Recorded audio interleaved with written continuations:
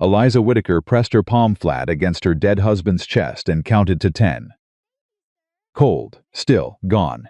She did it again anyway, fingers spread wide over his worn flannel shirt because she was not ready to stop counting. Because stopping meant starting the rest of her life without him. Because 3 children were asleep in the next room, and when they woke up, she would have to say the words out loud, and once she said them, they could never be unsaid. She counted to 10 one final time. Then she stood up, smoothed her dress, walked to the window, and looked out at the Montana dark, at the nothing stretching in every direction, and she made herself a promise she had no idea how to keep. I will not fall apart, not yet, not until they are safe. She kept that promise for 2 years, and it nearly destroyed her. Before we go any further, if this story is already reaching something inside you, if you've ever felt like the world looked straight through you, like you weren't even standing there, please take just a moment and subscribe to this channel. Hit that bell so you don't miss a single word of what comes next. And drop a comment below telling me what city you're watching from. I want to know how far this story travels. I want to see your name. Now let's go back to Eliza. The morning Eliza Whittaker walked into the Caldwell General Store was the morning she finally ran out of pride. Not because she wanted to. Not because she had decided that pride was a luxury she could no longer afford, or that asking for help was something a woman of her particular stubbornness could ever do without swallowing something sharp on the way down. No, she walked through that door. Because Caleb had eaten the last of the cornmeal 3 days before, Rose had cried herself to sleep the night prior with a belly that had nothing in it but water and a little dried apple, and Lillian, 9 years old, gray-eyed, already ancient behind the face, had quietly slipped her own portion of supper onto her brother's plate and pretended she wasn't hungry. That was the moment Eliza ran out of pride. She pushed through the door of the general store with Rose on her hip and Caleb and Lillian at her heels. And she was already rehearsing what she would say to Thomas Caldwell, already building the words in the back of her throat, like someone laying bricks, careful, deliberate, one at a time, because if she didn't build them carefully, she knew they would fall, and she would fall with them. She never got the chance to use them, because standing at the counter, deep in conversation with Thomas Caldwell and not even bothering to lower her voice, was her cousin Martha. Martha Caldwell, née Whittaker, was 43 years old, soft in the body and iron in the soul, and she had opinions about everything that breathed within a 30-mile radius of Red Willow. She had opinions about the preacher's sermons and the school teacher's posture, and the way the Hennessy boy wore his hat. She distributed these opinions freely and often, and she did it with the particular confidence of a woman who had never once been wrong about anything, at least not in her own accounting. She had opinions about Eliza too. Eliza had been hearing them for 2 years. Thomas, I'm telling you, Martha's voice carried the full length of the store without effort, without apology, the way a church bell carries loud, clear, and completely uninterested in whether you wanted to hear it. She needs to face the truth of her situation. The children are a burden nobody asked for. Richard's been gone 2 years, and she's still living like help is coming. Help is not coming. Thomas Caldwell said something low that Eliza couldn't make out. I don't care about sentiment, Martha said. Sentiment doesn't feed 3 children. Sentiment doesn't pay for a roof. She had her chance at a decent life, and she made her choices, and now she's got to live with them. There isn't a man in this county with good sense who's going to walk himself into that situation. A widow is one thing. A widow with 3 children who aren't his, that's something else entirely. That's another man's burden tied up in bows and presented like a gift.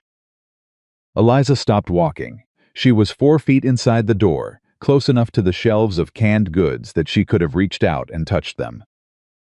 Rose was a warm, solid weight on her hip, one small hand curled into Eliza's collar. Caleb had gone still beside her the way he always went still, when adults said things he didn't fully understand, but sensed were somehow about him. And Lillian had heard every word. Eliza could tell by the set of her daughter's jaw, by the way the girl's eyes had gone flat and careful and ancient. Martha turned then, the way people turn when they feel a shift in the air, and she saw Eliza standing there. She did not look sorry. She looked, if anything, vindicated. Eliza. She said the name the way you'd say there you are to someone who'd been avoiding an obvious truth. I didn't hear you come in. I know you didn't, Eliza said. Her voice was steady. She had not known it would be steady. She had thought it might crack or go thin, the way voices do when the body is betraying the mind, but it was steady, and she held on to that steadiness the way you hold on to a fence post in high wind. I need to speak with Thomas about credit, she said. For flour and cornmeal and some dried beans. Martha's expression shifted not to sympathy, not to anything that looked like mercy, to something that Eliza recognized after a moment as a kind of sad, certain patience. The expression of a person who has said something true that the other person hasn't accepted yet. Eliza, softer now. Almost. Credit isn't going to solve what you're facing. I'm not asking you what it'll solve, Eliza said. I'm asking Thomas for it. Thomas Caldwell was a big man with a small heart, or maybe it was a big heart that had been beaten small over the years. Eliza had never been sure which. He looked between the two women, with the expression of a man who would very much like to be somewhere else entirely. I've already extended considerable credit to the Whitaker account, he said. I'm not sure I know what I owe you, Eliza said. And I know I'm asking for more on top of it. I'm asking anyway. I have 3 children who need to eat. Silence. Martha made a small sound, soft and pitying and devastating. This is exactly what I mean, she said, not unkindly, which somehow made it worse. Eliza, listen to me. You are a young woman still. 36 isn't finished, but you are going to lose everything trying to carry what you cannot carry alone. The children, she stopped. Looked at Lillian, looked at Caleb, looked at Rose on Eliza's hip. Something crossed her face that might have been actual feeling. The children would be better placed, somewhere. They can be cared for. The orphanage in Billings is run by decent women, good Christian women. The children would be fed and schooled and... Eliza's voice wasn't loud. But it stopped Martha the way a rifle shot stops a room. Rose stirred against her shoulder. Caleb pressed closer to her side. Lillian did not move at all. You finish that sentence, Eliza said quietly, and I walk out that door and I never speak to you again. Not in this life. Martha closed her mouth. Thomas, Eliza turned back to the counter. Flour. Dried beans. Whatever you can manage against what I still owe. I'll make good on it before spring. Thomas Caldwell looked at her for a long moment. Then he turned and began filling an order. It was not as much as she needed. It was more than she had. She thanked him without warmth, took the package, and walked her children back out into the January air. She did not cry until she was halfway home. She cried walking, which was something she had never done before in her life, had never understood how a person could do it, had always thought you sat down somewhere private to do your crying, but she understood it now. Because stopping meant the children would see her stop, would know she had stopped for this, and she could not afford for them to know how close to broken she actually was. So she walked and she cried, and the cold air dried it off her face almost as fast as it fell, and by the time they got back to the homestead she was steady again. Steady and hollow and very, very tired. That night, after the children were down, Lillian in her cot reading by the last inch of a candle, Caleb already asleep with his knees pulled up, Rose tucked against her rag doll with the kind of totality that only small children achieve in sleep. Eliza sat at the kitchen table and looked at the letter. She had taken it out of the tin box where she kept the important papers. The tin box that had Richard's death certificate in it, and the deed to the land that was now hers to keep or lose, and a letter from her own mother written the year she married Richard that said, "You have chosen well, my girl." He is a good man, in her mother's careful slanted hand. The letter she was looking at now was not from her mother.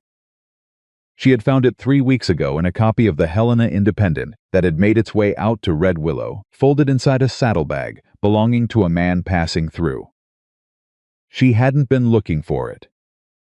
She had been reading the news from Helena, or trying to, squinting at the small print in the light of a dying fire, and there it was, tucked between an advertisement for a patent tooth remedy and a notice about land auctions. Seeking a partner in life and work. I own a cattle ranch outside Red Willow. Montana 400 acres, decent water, sound buildings, one man alone who has no interest in staying that way. I am 38 years of age, honest in my dealings and not given to cruelty. I am not looking for someone to manage my house. I am looking for a family to share my life with. Children are not obstacles. They are part of the person you choose when you choose them. If you are a woman of good character who has known difficulty and kept your honor through it, I'd be glad to hear from you. Write to W. Holloway, care of the Red Willow Post. She had read it 6 times before she'd let herself put it down.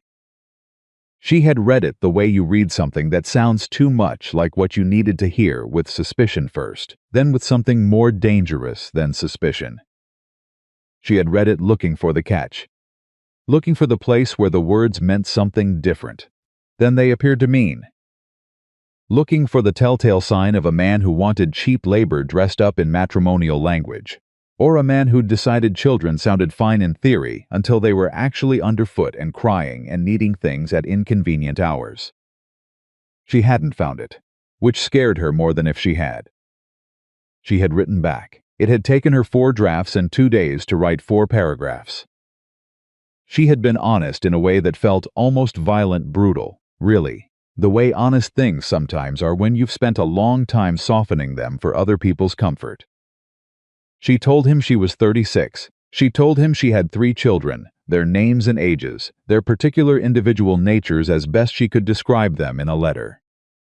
She told him her husband had died of fever 18 months after what had seemed like a minor illness. She told him she was not asking for charity, and that she had no intention of arriving anywhere as a burden, but that she also was not going to apologize for what she was bringing with her. Because what she was bringing with her was her children, and they were not things she intended to diminish or minimize for the sake of making herself a more palatable prospect.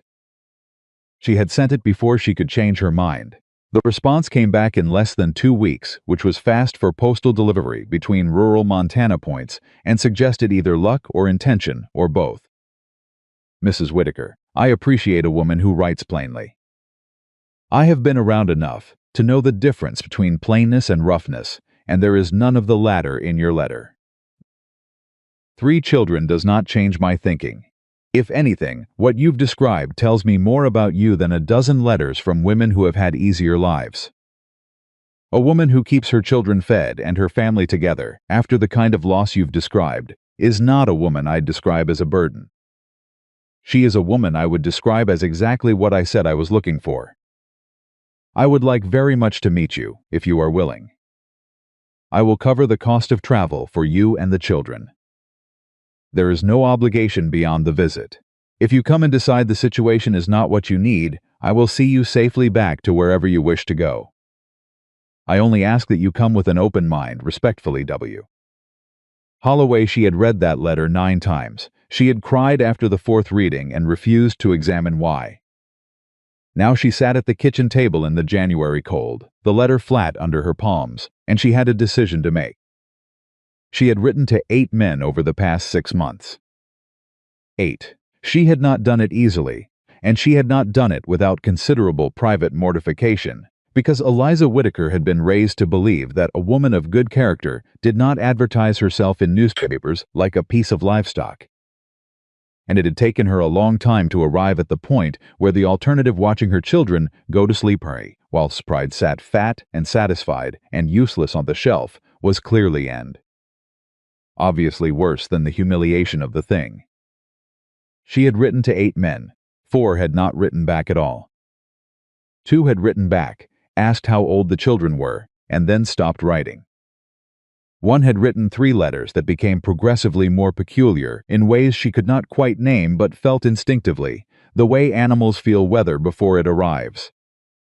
And the 8th had written back to say, with an air of generosity that made her skin crawl, that he was a flexible man and would be willing to consider taking on a woman with children, provided the children were old enough to be useful, and provided she understood that a wife's first obligation was to her husband's household and not to children from a previous marriage. She had not written back to that one. She had burned the letter and felt better for it. And then there was W. Holloway, Wyatt Holloway. She had learned his Christian name from the postmaster in Red Willow, who knew everyone's business and was not shy about sharing it. Wyatt Holloway, 38 years old, owned a spread about 12 miles east of town. Been there going on 10 years, quiet man, decent reputation. Wife, no family local, kept to himself, but not in a way that suggested something was wrong, more in the way of a man who was simply busy in private and had not yet found a reason to be otherwise. He could still change his mind, she told herself. He could see the children and change his mind. He could see me and change his mind. He could see all of it and decide the letter sounded better than the reality. She believed that very sincerely. She also believed, with the other part of her mind, the part she usually kept quieter, that she was running out of options, and that a man who wrote the way Wyatt Holloway wrote was at the very least worth a train ride. She folded the letter back into its envelope. She did not sleep much that night. In the morning she told Lillian first, because Lillian was the one who would take it hardest and the one whose reaction would most shape the younger children's understanding of it. She sat her daughter down at the kitchen table, while the other two were still asleep, and she put the letters in front of her, and she told her the truth. All of it, not a softened version, not a children's version. The actual truth, because Lillian at 9 was already a person who could smell softening from 3 rooms away and did not forgive it. Lillian read both letters. She read them slowly, the way she read everything, with total absorption, one finger moving slightly across the words. She had been reading since she was 5. Richard had taught her, sitting with her at this same table with the same candle, his big hand guiding her small one, patient in the way he was patient about everything, which was to say completely. When she finished, she looked up at Eliza. He could be lying, she said. He could be, Eliza agreed. Most adults are about the important things. Eliza did not argue with that, because she could not in good conscience argue with a statement whose evidence was abundant and personal and real. He might not be, she said instead.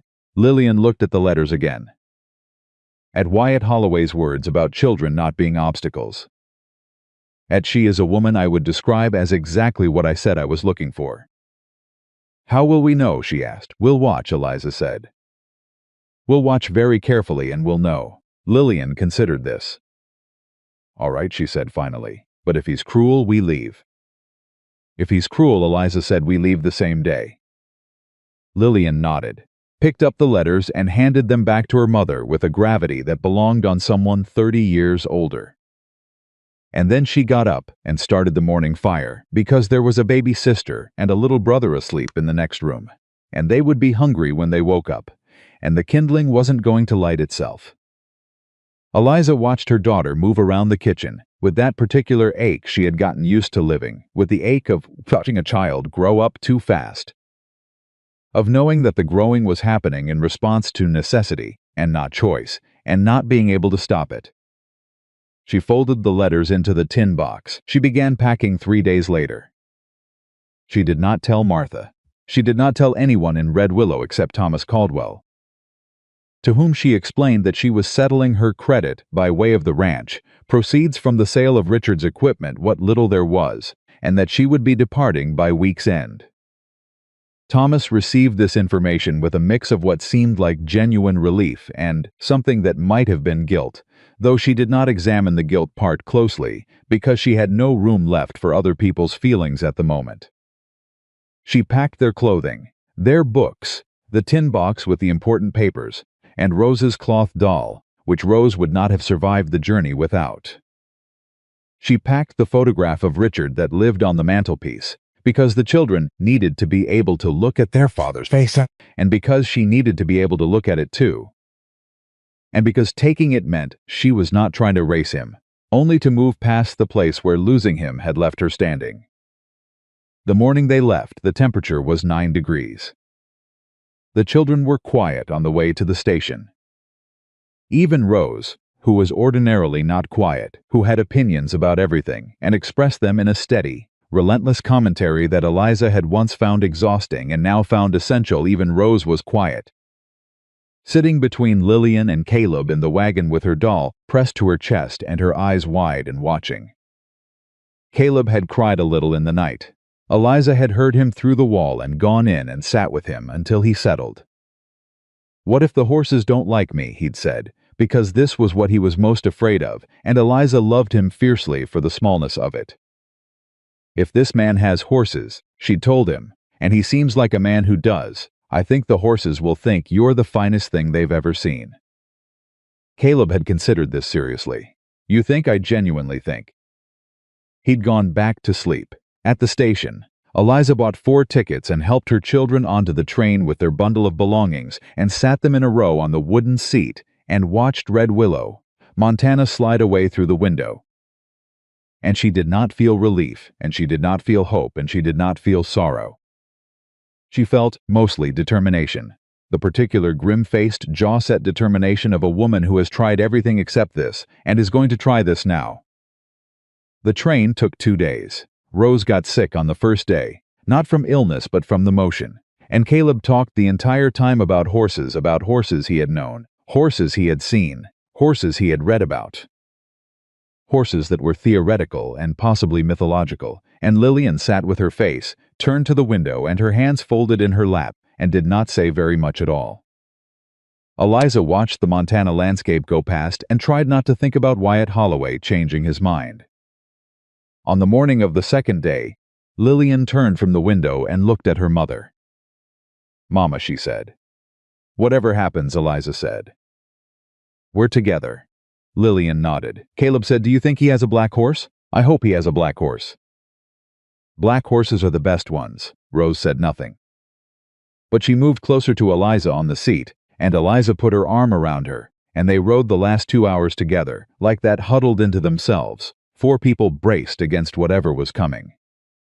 The station at Red Willow came into view through the window. Eliza straightened her spine. She smoothed Rose's hair with one hand. She breathed. The train slowed, stopped.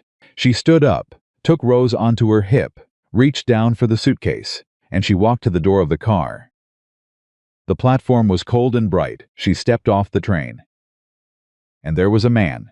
He was taller than she'd expected, though she hadn't let herself expect much, because expectation was a door she'd closed very firmly 2 years ago. He wore a dark hat and a coat that had seen weather, and he was standing at a slight distance from the platform, not crowding in the way some men crowd, and when she stepped off the train, he took off his hat. He took it off, not just touched the brim, took it clean off and held it against his chest, the way you take off a hat in church or in the presence of something that deserves the full gesture. He looked at her, not at her clothes, which were the best she had and were not very fine. Not at the children behind her, not with the calculating look she had been preparing herself for, the look that totaled up the children as quantities, as costs. He just looked at her, directly, the way people look at each other when they are actually trying to see. Then he said, "Mrs. Whitaker, welcome home." She had not expected that word. Home. It hit her somewhere she had not expected to be hit. She was not crying. She refused to be crying. But something in her chest moved, shifted, settled differently than it had been sitting for 2 years, and she felt it move the way you feel a bone go back into place, uncomfortable, sudden. And then the beginning of something that is not quite relief, but is adjacent to it. "Mr. Holloway," she said. He said, "Please." "Wyatt." She heard her own voice saying it. "Thank you for meeting us." He was looking at her children then, not with calculation. With what she could only describe, in the privacy of her own mind, as actual interest, the kind of interest that is not performed, that is not being done for an audience. He crouched down. He crouched all the way down, which meant he was at eye level with Caleb, who was staring at him with enormous eyes. "Caleb," Wyatt said. He said it like he already knew the name, like he had been thinking it. "Your mama tells me you know about horses." Caleb's mouth opened slightly. "I know a considerable amount about horses," he said, with the dignity of a 6-year-old who has been waiting his entire life for someone to acknowledge this. "Good," Wyatt said. "I've got 5 of them, and I could use a knowledgeable opinion." He stood up and looked at Lillian. Lillian looked back at him. This was a test. Eliza knew it was a test because she knew her daughter, knew that Lillian was measuring him the way you measure ice before you put your weight on it, checking for cracks. "Lillian," he said, Your mama mentioned you like to read. I like to read most things, Lillian said carefully. Some things more than others. I've got some books the house, he said. Don't know if they're the right kind of things. You're welcome to look through them and tell me which ones are worth keeping. Something flickered in Lillian's eyes. All right, she said. Last he looked at Rose. Rose had her face buried in Eliza's shoulder. He did not try to engage her, did not make the mistake of pressing himself on a child who was not ready for him. He simply looked at her for a moment, gentle and patient, and then he looked back at Eliza. Ready? He said. She thought about what she was walking toward. She thought about the 12 miles between this station and a ranch she had never seen, belonging to a man she had met in a life she could not fully picture. She thought about Martha Caldwell's voice in the general store, carrying the full length of the room without effort. There isn't a man in this county with good sense who's going to walk himself into that situation. Yes, she said, and she walked with him toward the wagon. She noticed as she walked that he had positioned himself so that she was between him and the wind. She did not comment on it, but she noticed. The drive to the ranch took nearly 2 hours. Wyatt drove and let the children talk, let Caleb ask the 17 consecutive questions he had been storing up about the horses, and answered each one with patience and specificity. Let Lillian sit in her studied silence without trying to draw her out. Rose stayed close to Eliza and watched Wyatt from under her eyelashes with the particular surveillance of a very small, very serious child who has learned that watching is safer than trusting. When they finally pulled into the yard, the sun was going low and painting the snow in colors that were almost embarrassing in their extravagance, orange and pink and a thin line of something nearly purple along the mountains. And the ranch. The ranch was not what Eliza had expected. She had braced herself for something bleak. Something that would make the situation's difficulty visible in the physical fact of the place. She had expected the house of a man alone, which in her experience meant practical and unadorned, and slightly sad in the way that things are sad when nobody has thought to make them otherwise. The house was plain, yes, there was no question about its plainness. But it was solid, with good windows and a porch that had been recently repaired, and a barn beyond it that showed clear signs of careful keeping. And on the porch rail a row of 3 small things. She saw them when she got down from the wagon. Wyatt offered his hand to help her down, which she took, and as she steadied herself, she saw the 3 objects on the rail. A carved wooden horse, small and detailed, its mane caught mid-toss. A cloth-covered book small enough for a child's hands. And a little wooden chair, low and just the right size for a 3-year-old, with a small cushion tied to the seat. She looked at them. Then she looked at Wyatt. He was helping Caleb down from the wagon and not looking at her, and so she could look at him without him seeing her look at him, which was the only way she could do it right then, because she did not know what her face was doing. Wyatt, she said. He looked over. She gestured at the rail. He looked at it the way a man looks at something he has done, and is not entirely sure how it will be received, not with pride exactly, but with a kind of careful, steady attention. Figured they might want something that was theirs, he said. Didn't know if I had it right. Caleb saw the horse. The sound he made was not words. He pushed past his mother and past Wyatt and went straight up the porch steps and picked up the wooden horse with both hands and held it up to examine it with the intensity of an appraiser, turning it, looking at its legs and its mane and its carefully carved face. He made it, Lillian said. She had come up beside Eliza without Eliza noticing. Her voice was flat, careful, the voice she used when something had surprised her, but she wasn't ready to admit it. He made it, Eliza confirmed. They stood together, mother and daughter, and watched Caleb hold the wooden horse, like it was the most important thing he had ever been given. Rose was looking at the small chair. She looked at it for a long time. Then she looked at Wyatt. Wyatt was watching her, without expression, without pressure, giving her exactly the space she needed to make whatever decision she was going to make. Rose crossed the porch. She climbed up into the small chair. She sat down. She settled Rose's doll in her lap, and she looked out at the yard with the expression of a small queen surveying her domain. Eliza pressed her lips together very hard. Behind her, she heard Lillian exhale a small controlled sound that was the most Lillian would allow herself in the direction of emotion.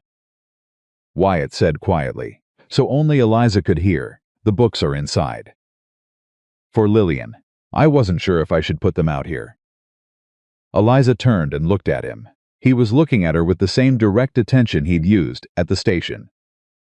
Steady, honest, nothing hidden in it that she could detect, and she had spent 2 years learning to detect the thing people hid. "What made you think of it?" she asked. "The children." "The things for them. You'd never met them." He was quiet for a moment. "Because they were coming," he said, "and they'd need to know there was room for them." Eliza looked at her children, Rose in her small chair, Caleb with his horse, Lillian standing at Eliza's shoulder very still, her jaw set, and her eyes bright with something she would absolutely deny if asked. She thought about the night she had pressed her palm against Richard's chest and counted to 10. She thought about 2 years of making do and holding on, and not falling apart by main force of will. She thought about Martha Caldwell's voice in the general store, carrying full length of the room, the words delivered with the brisk certainty of someone stating simple fact. There isn't a man in this county with good sense who's going to walk himself into that situation. "It's a good thing you did," Eliza said. Wyatt put his hat back on. "Come on inside," he said. "It's cold." She followed him in. The children followed her, and the door closed behind them on the January cold, on the mountains going dark beyond the windows, on everything they had left and everything they had not yet found. The ranch was quiet, and for the first time in 2 years, the quiet felt like something that might become bearable. The first night was the hardest, not because anything went wrong. That was the strange part, nothing went wrong, and that was precisely what made it so difficult. Eliza had spent 2 years bracing for the next thing that would go wrong, had built her entire internal architecture around the anticipation of disaster. And now she was sitting at a man's kitchen table, eating a meal he had prepared himself while her children ate beside her, and nothing was going wrong, and she did not know what to do with that. Wyatt had made a beef stew. Simple, competent, clearly not the first time he had done it. He put the pot on the table and filled the children's bowls first without being asked to, and Rose, who had not eaten a full meal in 3 days because of the train sickness, ate with the single-minded focus of a very small person who has decided something is good and intends to confirm that decision completely. Caleb ate with one hand and kept the wooden horse in the other, setting it against the side of his bowl. Lillian watched Wyatt. She did it openly, which was Lillian's way. She did not pretend not to be doing things she was doing. She ate her stew and she watched Wyatt with her gray, assessing eyes, and Wyatt did not appear to mind being watched, which Eliza noted. Men who had things to hide did not sit comfortably under that kind of scrutiny. They deflected it, or challenged it, or made the watcher feel somehow rude for looking.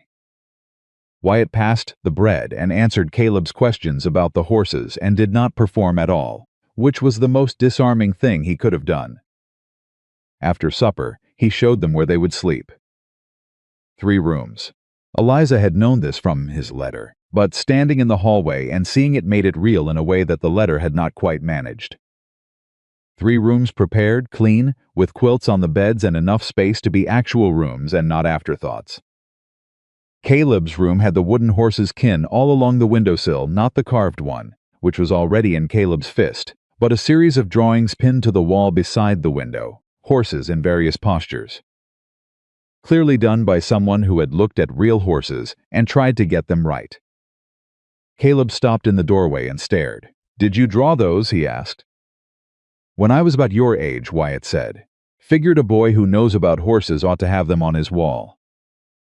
Caleb walked to the wall and stood very close to one of the drawings, examining it with the seriousness of a man examining a legal document. "This one has the proportions wrong," he said. "The legs are too long for the body." "I know," Wyatt said without a trace of offense. "I was 6. "I could show you the right way," Caleb offered generously. "I'd appreciate that," Wyatt said. Rose's room had the small chair from the porch sitting beside the window, and on the bed a quilt in yellow and white that was clearly newer than everything else in the house. And Rose walked to it and pressed her palm flat against it and looked at Eliza. Eliza looked back at her. Rose picked up her doll, set it on the pillow, and then turned and held her arms up to be carried. She did not speak. But she settled in Eliza's arms with a completeness that meant something. And Eliza held her and breathed the smell of her daughter's hair, and said nothing, because there was nothing to say that the holding didn't already say better. Lillian's room had the books. He had set them on a shelf beside the bed, a proper shelf, newly mounted if the unfaded wood around the brackets was any indication. There were 12 books. Lillian walked directly to the shelf and ran her finger along the spines and read the titles in a murmur, and Eliza watched from the doorway while Wyatt stood beside her. And Lillian pulled one out and turned it over and read the back and put it back and pulled out another. "This one," Lillian said finally, holding it up. "This one is good." "What makes it good?" Wyatt asked. Lillian looked at him. It was the first time she had looked directly at him since they'd arrived. "You'd have to read it to understand," she said. "But if you want to know if I'm right, you're welcome to borrow it when I'm done." Something in Wyatt's expression shifted, not a smile exactly, but the thing that comes before a smile, the internal adjustment that a smile is the outward result of. "Fair enough," he said. He showed Eliza the room she would take, which was across the hall from the children, and he told her the house was hers to use as she needed, that there was no part of it that was off limits to her or the children. That the only thing he asked was that if something broke, she told him rather than trying to fix it herself. Because some of the things in this house had particular ways of breaking that required knowing about them first. "Like what?" she asked. "The back door sticks in the cold. You have to lift and then push. If you push without lifting, you'll spend an hour getting it open, and you'll be angry when you finally do." She almost smiled. "I appreciate the warning." He nodded. Went to the door of his room, which was at the end of the hall. Stopped. "Mrs. Whitaker." "Eliza," she said, because he'd said Wyatt at the station and it seemed only correct. "Eliza," he said it quietly, careful with the vowels. "I know this is strange. I know it doesn't feel like anything you planned. And I know you came here with your eyes open because that's the kind of woman, I can tell you, are from your letters. So I want to say plainly that there's no expectation on my side that anything happens before you're ready for it. This is your home now. Take the time you need." She looked at him. 2 years of widowhood had made her a student of men's words, of the gap between what men said and what they meant. She had gotten good at measuring that gap. She could not find one here. "Good night, Wyatt," she said. "Good night," he said, and closed his door. She stood in the hallway alone for a moment. Then she went to check on the children, who were already asleep, all 3 of them. Caleb with the wooden horse still in his hand, Rose curled around her doll on the yellow quilt, Lillian with the book open on her chest and her eyes closed and her hair spread on the pillow, looking for one unguarded moment like the child she actually was. Eliza turned down Lillian's lamp. She went to her room. She sat on the edge of the bed, and she let herself feel, privately and briefly and with the door closed, the terrible, complicated weight of the day, the fear and the strangeness, and the thing she would not yet name. The thing that had moved in her chest at the word home on that train platform, the thing she didn't have language for yet, because she had not allowed herself to have language for it. She sat with it for 10 minutes, then she lay down. And for the first time in 2 years, she slept through the night without waking. The first week moved like something she'd never experienced before, which was to say it moved slowly in the moment, and then, when she looked back at it, seemed to have gone very fast. The ranch had its rhythms, and the rhythms were demanding, and demanding rhythms were something she understood deeply. Wyatt was up before dawn every morning. She could hear him not loudly. He was a quiet man in his movements, but the house communicated sound in ways that old houses always did, creaking and settling and transmitting the fact of people in it. She heard him in the kitchen, heard the stove being started, heard the back door lifted and pushed, as he described, and then the sound of him crossing the yard to the barn. By the time she had the children dressed and breakfast started, he was back. He ate quickly, talked enough to be present without being intrusive, answered Caleb's daily onslaught of questions, and then went back out to work. He did not expect her to follow a particular schedule. He did not instruct her on how to manage the house. He simply did his work and let her find her footing. She found her footing faster than she expected. The house was not difficult to learn. The kitchen was well organized in the way that kitchens organized by people who actually cook are organized not for appearance but for efficiency. Everything within reach of where you'd need it. The logic clear once she looked for it. The pantry had more in it than she'd had at the Red Willow homestead in the last 6 months combined. And she stood in the doorway of it the first morning and felt something that was embarrassingly close to the feeling she imagined a person might feel walking into a church after a long absence, a kind of stunned, slightly undone gratitude that she would have been mortified for anyone to witness. The children settled faster than she'd expected, too. Caleb was in the barn within 24 hours. Not because anyone put him there, but because the barn was where the horses were, and Caleb had a constitutional inability to be in close proximity to horses without immediately positioning himself as close to them as possible. Wyatt had apparently decided that this was not something to be managed or redirected, because on the second morning when Eliza went looking for her son and found him in the barn, standing on the lowest rail of a stall, talking quietly to a bay mare who was listening with evident interest, Wyatt was working nearby, and did not appear to think this required intervention. "Is it all right?" Eliza asked. "He's got away with her," Wyatt said without looking up from what he was doing. "She doesn't let most people that close. He's always been like that with animals." "Some people are." He glanced over at Caleb, who was now explaining something to the mare with considerable intensity. "It's a gift." Eliza watched her son. 6 years old, talking to a horse like it was the most natural conversation in the world, and the horse's ears were forward and attentive, and something in the scene was so purely and simply good that it was almost painful to look at directly. She looked away. Rose was slower. Rose did not go to Wyatt. Rose watched him, constantly and from a distance, with the focused attention of a very small person conducting a very serious study. She watched him at meals, watched him from the porch when he worked in the yard, watched him through the window from her small chair. But she did not approach him, and he did not approach her, and the space between them remained respectful and intact. Eliza noticed that he never tried to close it. Some men in that situation would have tried. Would have pushed in the direction of the child, brought her things, spoken directly to her, made the discomfort of the space visible by attempting to fill it. Wyatt simply went about his business and let Rose observe, and made no indication that he found the observing anything other than normal. She thought about that a lot in those first days. She thought about a man who understood that trust was not a thing you could manufacture by wanting it hard enough.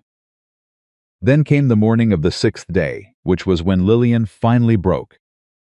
Not fell apart. Lillian did not fall apart. Lillian broke the way certain very controlled, very precise pieces of machinery break, completely and without warning and with a violence that is entirely disproportionate to whatever small thing finally pushed past the tolerance limit. The small thing was a book. Specifically, it was Lillian going to the shelf for the book she had been reading, and finding it wasn't there, and then finding it on the kitchen table, and seeing that it was open to a page she hadn't read yet, and understanding in the same instant that someone had moved it. "Who touched my book?" she said. She said it the way her mother said things when she was very, very calm, which meant she was not calm at all. Caleb looked up from his breakfast with enormous eyes. "Not me. Who touched my book?" Lillian said again, louder. "Lillian." Eliza's voice was a warning. "Someone moved it." Lillian held it up, pointing at the open page. "Someone was reading it. I had it on the shelf, and someone moved it and read it without asking me. I read it." Wyatt's voice came from the doorway. He had just come in from the barn, and he stopped inside the door and looked at Lillian steadily. "I finished the chores early. I picked it up off the shelf. I should have asked you first. I'm sorry." Lillian looked at him. The force of her look was a physical thing. "Those are my books," she said. "They were given to me." "They were," he said. "And I took one without asking." "That was wrong. I apologize." Lillian stopped. She had been prepared for an argument. Eliza could see it in her, the readiness, the gathered breath, the words already marshaled and waiting. She had been prepared for deflection or dismissal or the particular adult maneuver of making a child feel unreasonable for objecting to something unreasonable. She had not been prepared for a straight, immediate apology. "You're not going to tell me I'm being oversensitive?" she said. Her voice had changed, gone careful, probing. "No," Wyatt said. "You're not being oversensitive. I took something that belonged to you without asking. That's a straightforward wrong thing, and you called me on it, and you were right to." A long silence. Caleb had stopped eating. Rose had turned in her small chair by the window to watch. "You can finish it," Lillian said finally. "The book. You can borrow it when I'm done." "Thank you," Wyatt said. "I'll ask next time." "Yes," Lillian said, "you will." And she sat down and went back to her breakfast with the air of someone who has conducted a necessary piece of business and is now prepared to move on. Eliza met Wyatt's eyes across the kitchen. He looked at her with an expression that was carefully neutral, though not because he was hiding something more, because he was being careful not to make more of the moment than it was. She looked back at him for 1 second. Then she looked down at her coffee. It was another 4 days before Lillian came to the barn voluntarily. She appeared there on a Tuesday afternoon, when Wyatt was doing something to the tack that involved a considerable amount of focused attention and leather conditioning oil. She appeared in the barn doorway and stood there for a while, and Wyatt did not look up, and eventually Lillian walked in and sat on a bale of hay 3 feet from where he was working. Silence. "What are you doing?" she asked. "Conditioning the leather. Keeps it from cracking in the cold. Does it work?" "If you do it often enough." She watched him for a while. "Can I help?" He handed her a cloth and showed her the slow and circular, working the oil into the grain. She did it carefully, the same way she did everything, with total concentration, getting it right. "Wyatt," she said after a few minutes. "Yeah. Did you know she was a widow when you put the advertisement in the paper?" He paused for just a fraction of a second. "She mentioned it in her letter." "Did it matter to you that she'd had a husband before?" "No. Why not?" He considered the question the way he considered everything without rushing it.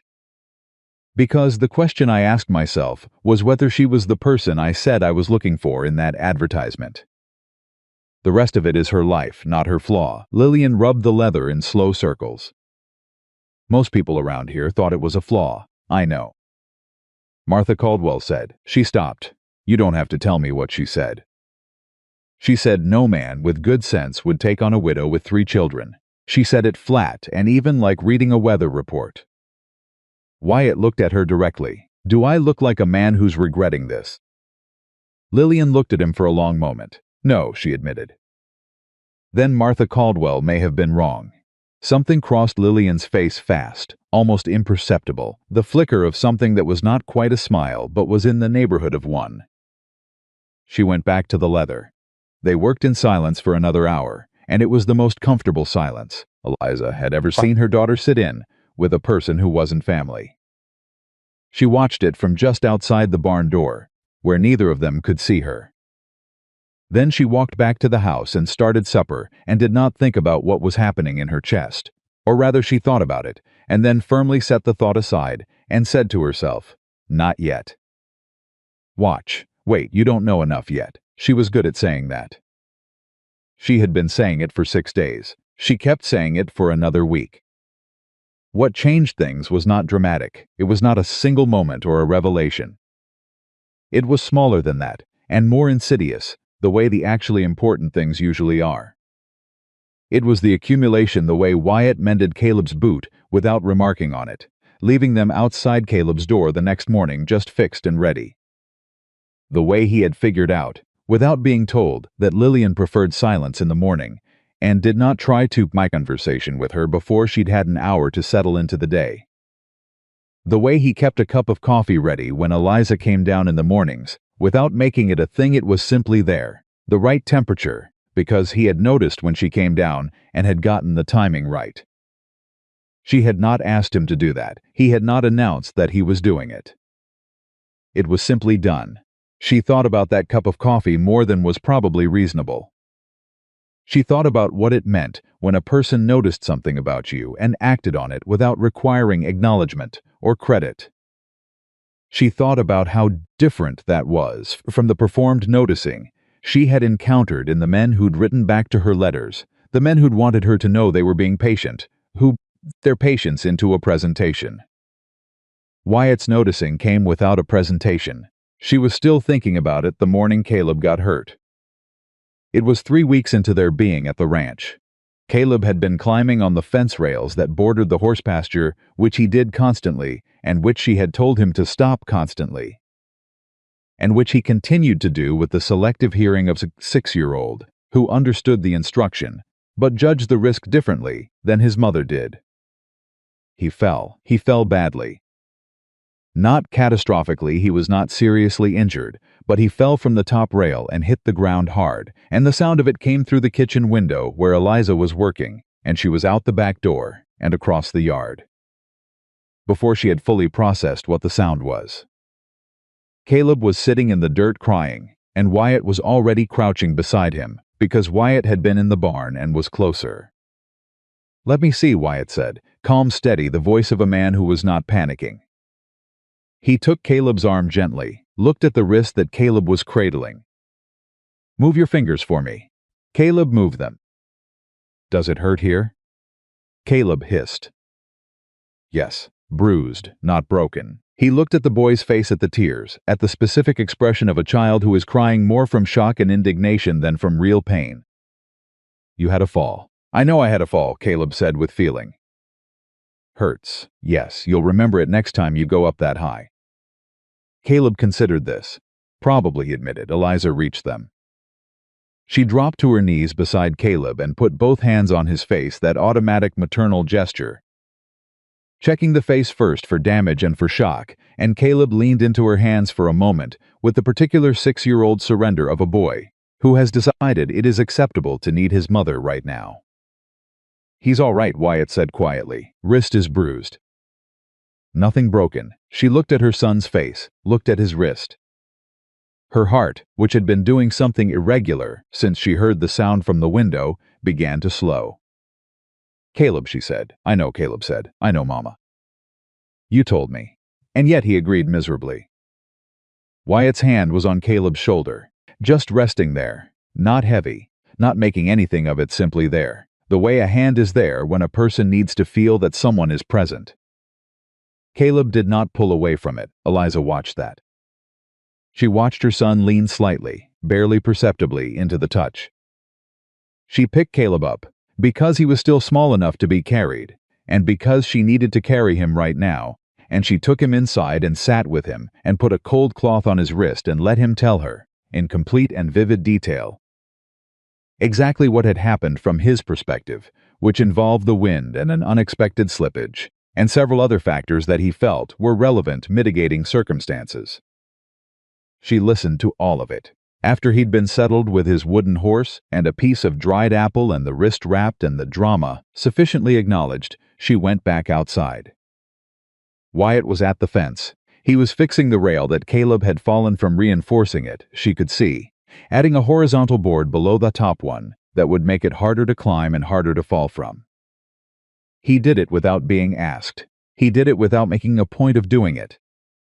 She stood in the yard and watched him work, and she thought, you cannot keep waiting to find the catch. Either there is no catch and you are wasting time being afraid of something that isn't there, or there is a catch and it will reveal itself eventually, and fear will not have prevented it. She walked to the fence. Wyatt, he looked at her. "Thank you," she said, "for being there when he fell. For checking him over. He's a good boy," Wyatt said. "He is." She looked at the rail he was reinforcing. "You didn't have to do that, well," he said, with a tone that suggested the alternative had genuinely not occurred to him. "He's going to climb it again." She almost laughed. It surprised her, the almost law, the way it rose up through the tightness she'd been carrying. Uninvited, real. "He absolutely is," she said. Wyatt's mouth moved. That thing again, not quite a smile. The thing before a smile. "Then it had better be safer when he does," he said. She stood beside him for a moment. The cold was sharp and the yard was quiet except for the sound of him working, and she stood there and breathed the Montana air and felt, with a kind of helpless clarity, that she was in danger. Not the kind of danger she had been afraid of, the other kind. The kind where someone turns out to be exactly what they appeared to be, and you run out of reasons not to trust them, and you realize that the thing you built all those walls against was not a threat but an opportunity. And the walls are still up, and you don't quite know how to take them down. She went back inside. That night, after the children were in bed, she came back to the kitchen for water and found Wyatt still at the table with Lillian's book, not her book now. He must have asked, because Lillian had finished it 2 days ago, and it had gone back to the shelf. He was 3/4 through it. He looked up when she came in. "Can't sleep," he said. "Just water." She went to the pump, filled a cup, drank it standing at the counter. "Is it good?" He looked at the book. She was right. I'd have to read it to understand why, but she's right. Lillian is usually right about books. She's usually right about most things, I'd guess. Eliza set her cup down, looked at him at her kitchen table, at his kitchen table. She corrected herself, though the distinction was beginning to feel different than it had 3 weeks ago. "Wyatt," she said. Yeah, she did not know how to say what she wanted to say. She had spent 3 weeks watching and measuring and maintaining the careful architecture of her own distance, and she still was not ready to say it directly. But she could say the outline of it. "I want you to know," she said, "that I see what you're doing, the things you do for the children. The things you do for all of us." She stopped. "I see it." He looked at her steadily. "I know you do," he said. She nodded, picked up her cup, set it in the basin.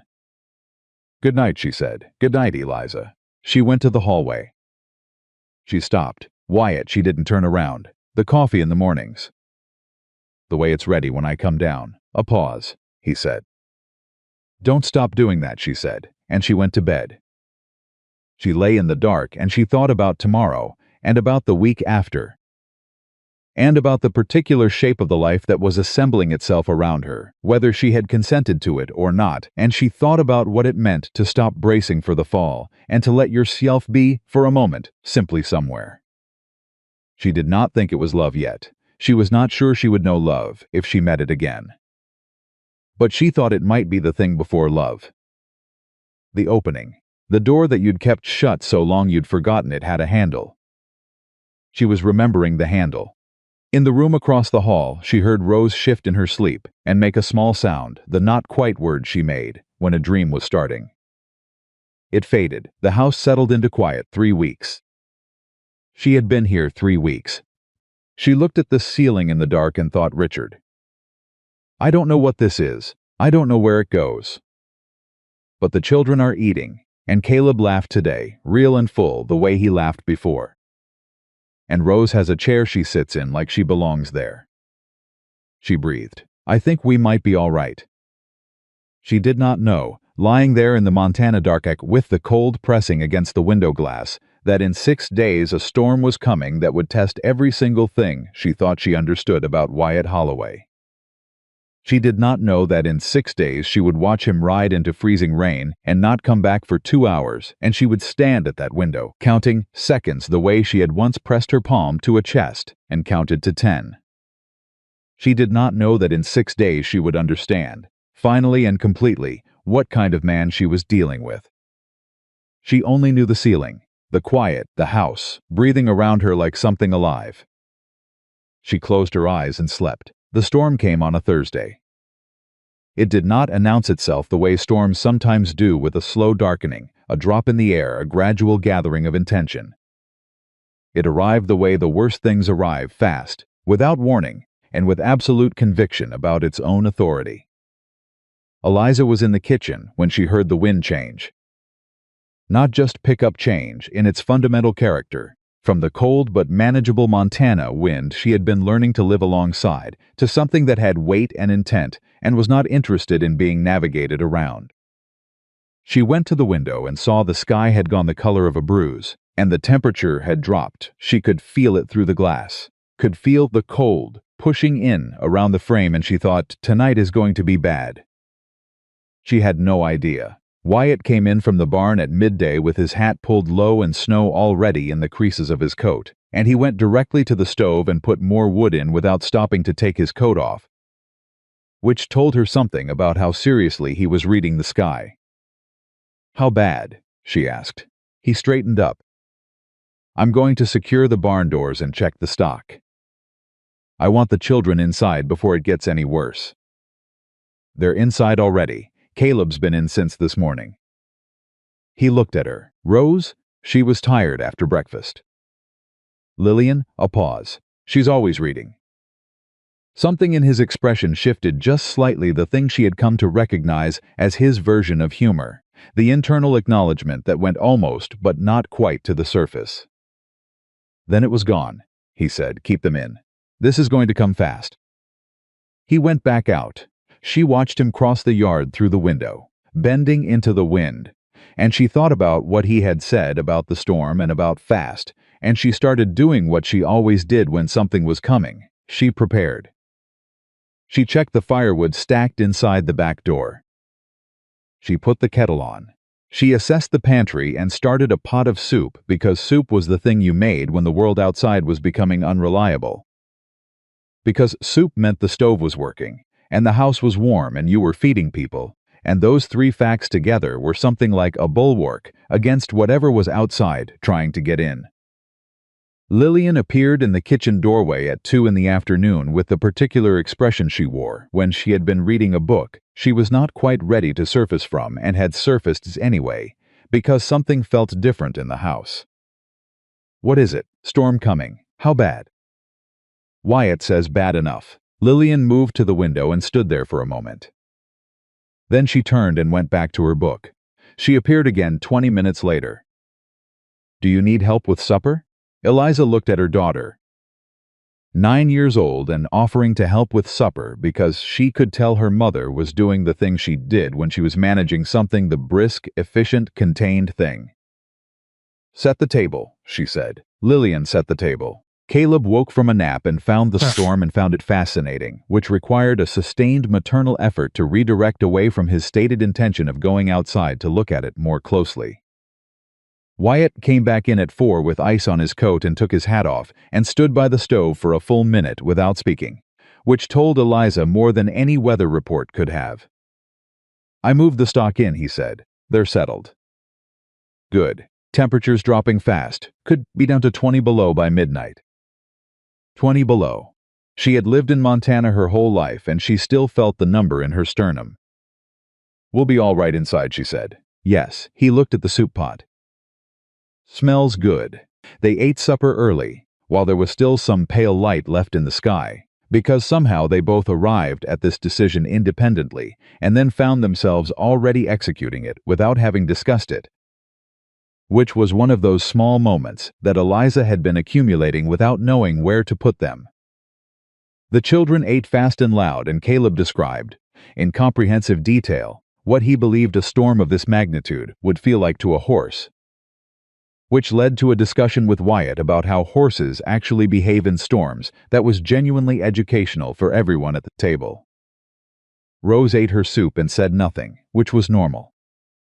What was not normal was that when she finished, she did not take her doll and her cup and retreat to her chair by the window, the way she always did at the end of supper.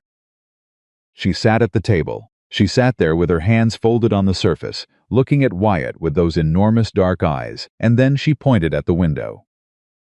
Everyone looked at her. "Loud," Rose said. It was at that point one of the longer things she had said since her father died. Nobody moved for a moment. "Yeah," Wyatt said quietly. Directly at her, not making more of it than the moment required. "It is loud. That's the wind." Rose looked at him.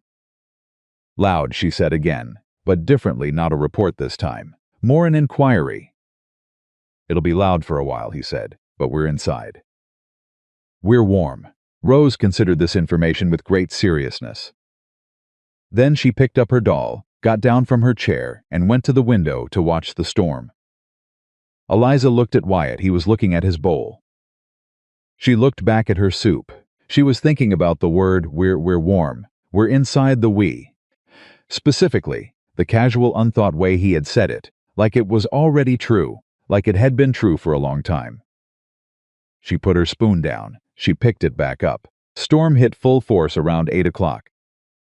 She knew because that was when the sound changed, when the wind went from something that was merely severe to something that was structural, that you felt in the walls and the floor, that made the whole house seem to breathe in and hold. The children were in bed, or supposed to be. Caleb was asleep. Lillian had her lamp still going. Rose started crying at 8:15. Not the general crying of a tired or unhappy child. The specific crying, the sound Eliza knew and feared, the sound that came from somewhere deeper than ordinary distress, the thin, high, spiraling sound that meant something was wrong with her body. Eliza was out of her chair before the cry finished. She hit Rose's door at a run and had her hand on her daughter's forehead in the same motion and felt the heat and felt her own heart stop. Fever. High, unmistakably high, the kind of heat that has no gradation, that announces itself the moment skin touches skin. Mama. Rose's voice was thin, the word barely there, and she was looking at Eliza with eyes that were too bright and too glassy and too aware at the same time. I'm here, Eliza gathered her up. I've got you. She carried her daughter out into the hallway and nearly walked straight into Wyatt, who was already there. He had heard the crying from the front room where he'd been banking the fire. He took one look at Rose in Eliza's arms, and he did not ask a single unnecessary question. How high, he said. Her voice was steady. She was doing the thing, the controlled thing. She needs a doctor. The word landed between them, and they both heard what it meant. The temperature outside was somewhere below zero. The storm was at full force. 12 miles to town. Wyatt turned and went to get his coat. Wyatt. Her voice stopped him. You cannot. I'll get Doc Harmon. He was already pulling on the heavy coat, the one with the wool lining, the one she'd watched him take off and put on 100 times in these past weeks and knew by the sound of. He's on Calloway Street. I know the road. It's 20 below. Maybe colder now. The road. I know the road, he said again. His voice was quiet and completely certain in the way that some voices get when a person has made a decision, and the decision is not available for amendment. He looked at her directly. Keep her warm, wet cloth on her neck if the fever climbs. Don't let her go to sleep until I'm back, Wyatt. Eliza. He stopped. He looked at her, at Rose against her shoulder, at the fever in the child's face, at Eliza's face. I'll be back. He was out the door before she could say anything else. She stood in the hallway and listened to the door close, and then listened to the storm close over the sound of his horse, and then she was alone in the house with tent, 3 children, and a fever, and 20 below. 0 outside and a man riding 12 miles into it. Lillian was in her doorway. Is Rosie, she said. Go back to bed, Lily. How sick? Eliza looked at her oldest daughter, at the child, who had been managing fear and information beyond her years for 2 years now, who had earned the right to the truth by never once falling apart when she received it. She's feverish, Eliza said. Wyatt's gone for the doctor. Lillian's eyes went to the window, to the dark and the storm and the nothing beyond the glass. He went out in that, she said. Yes, a silence. Oh, Lillian said, just that. And then, what do you need me to do? Get me the cloth from the kitchen and the cold water basin. Then go back to bed and stay there, so I know where you are. Lillian was already moving. Eliza took Rose to the front room where the fire was hottest and sat in the chair closest to the hearth and held her daughter against her chest and felt the fever burning through Rose's small body, and she did. What she always did in the moments of genuine crisis. She counted, not to 10 this time, just steadily, one number to the next. It was not prayer, and it was not thought. It was only the maintenance of control through the simple fact of sequence, of one thing following another, of time continuing to pass even when you were not sure you wanted it to. Lillian brought the cloth and the basin and went to bed without another word. Eliza pressed the wet cloth to Rose's neck. Rose whimpered. I know, Eliza said. I know, sweetheart. Doll, Rose said. Your doll is right here. Eliza tucked the rag doll against Rose's side. She's right here. Rose's hand closed around the doll. She did not sleep, which was what Wyatt had said, don't let her sleep, and Eliza kept her awake by talking to her, quietly and steadily, about anything that came to mind. About the horses, about what Caleb had said at breakfast. About the quilt she was going to mend when the weather broke. About the spring, which would come eventually, which always came, which had come every year of Eliza's life, without exception, including the years she had not been sure she wanted it to. Rose listened. Her eyes were glassy but open. The clock on the mantel read 8:40. Then 9. Then 9:15. The storm was everything, and Wyatt was inside it, and Eliza sat by the fire and held her daughter, and counted and told herself that he knew the road. At 9:40 she heard Caleb in his room, a small sound, the shuffle of a child waking in an unfamiliar storm, and she almost went to him, and then Rose made a sound that was closer to the thin, spiraling cry, and Eliza stayed. She had to choose. She chose Rose. She was still making that choice when the back door opened. Not the regular sound, the lifted and pushed sound she knew by now, the specific combination that meant the right person was at the back door. She heard it, and she was on her feet with Rose still in her arms before her mind had fully registered what her body already knew. Wyatt came in first. Behind him, stomping snow from his boots, was a smaller man with a bag, older, gray-bearded, with the brisk, impersonal manner of a man accustomed to being needed in the middle of the night, in the middle of storms. The doctor said, "Here." Eliza held Rose out. The doctor examined Rose with the fast, thorough competence of a man who had been doing this for 30 years. He checked the fever, checked her throat, her breathing, pressed gently on her abdomen. He asked the questions and she answered them in complete sentences, because this was not the time to fall apart. This was the time to be accurate and clear and to give the doctor what he needed to help her daughter. Throughout all of it, she was aware of Wyatt. He stood by the door. He had not taken his coat off. He was still carrying the cold inside it, still carrying the storm, and his face had the red, wind-bitten look of a man who had ridden 12 miles in 20 below zero and not complained about a single foot of it. There was ice in his eyebrows. His hands, she saw, were shaking slightly, not from fear, from cold, from the kind of cold that gets into the muscles and stays there. He had not said a word since he came in. He was watching the doctor examine Rose. "Fever's significant but not critical," the doctor said. "No infection in the throat. Lungs are clear. She's strong." He straightened and looked at Eliza. "Keep her warm. Fluids when she'll take them. Fever should break by morning if you're managing it right, and it looks to me like you are." He glanced at Wyatt. "Gave me about 2 minutes' notice before I'd have been asleep." "Lucky, Wyatt said. The doctor looked at Rose one more time. Then he pulled a small bottle from his bag and handed it to Eliza. "If the fever climbs past where it is now, 2 drops in water. If it holds steady or drops, you're fine." "Thank you," Eliza said. The doctor left. The door closed. The storm took his retreating sound in about 4 seconds flat. The front room was quiet except for the fire and Rose's breathing and the wind and the clock. Eliza looked at Wyatt. He was still standing by the door. He had not moved in the last 10 minutes except to close it behind the doctor. She searched for the word. He looked like a man who had come back from somewhere and was still adjusting to the fact of walls and warmth, still occupying the transition between the storm he'd ridden through and the room he'd ridden back to. "Wyatt," her voice came out different than she intended. "Quieter." He looked at her. "Your hands are shaking," she said. He looked down at them. "Cold. Sit down. I'm all right."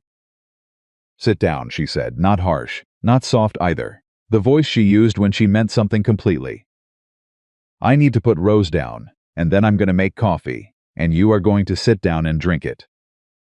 "Those are not optional things." He sat down. She settled Rose in the chair nearest the fire, tucked the quilt around her, with the doll pressed to her side, watched her daughter's chest rise and fall, steady and even.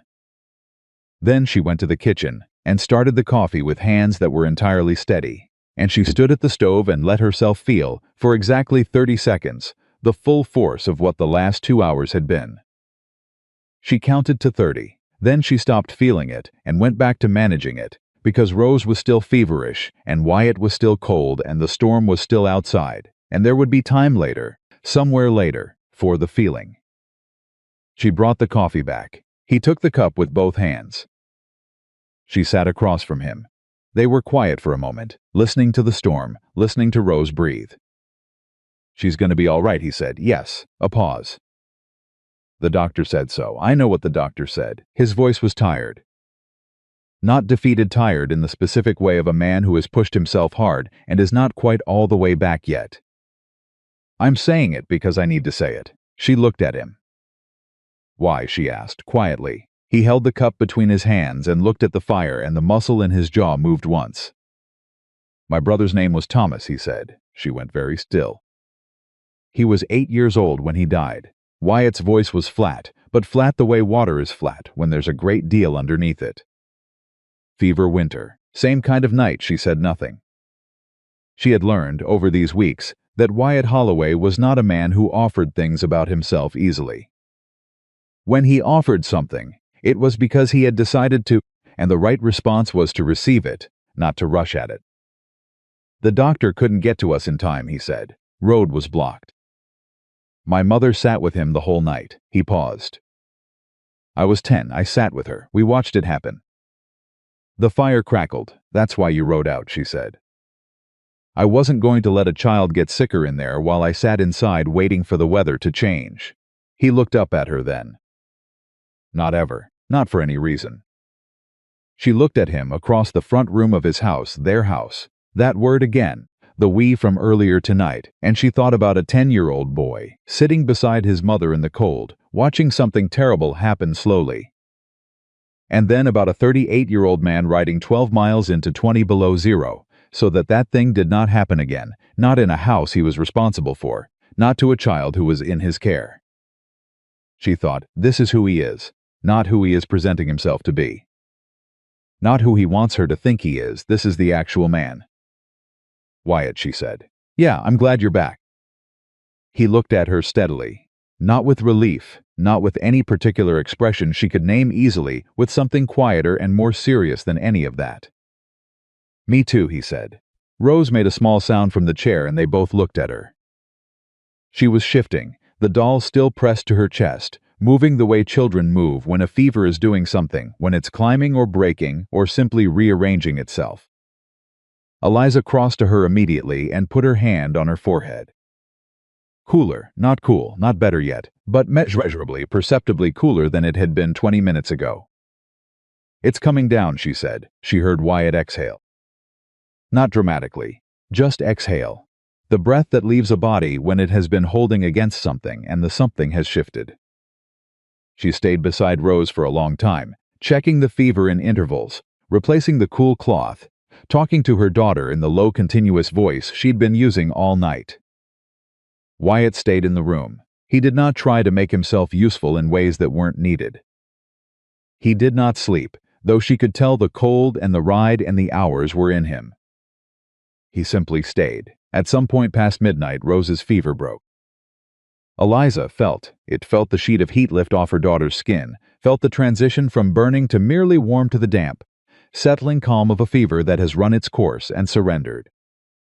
Rose's breathing changed at the same moment, deepened, lost the shallow, rapid quality it had had all evening, and Rose made a sound that was almost a word, or was a word.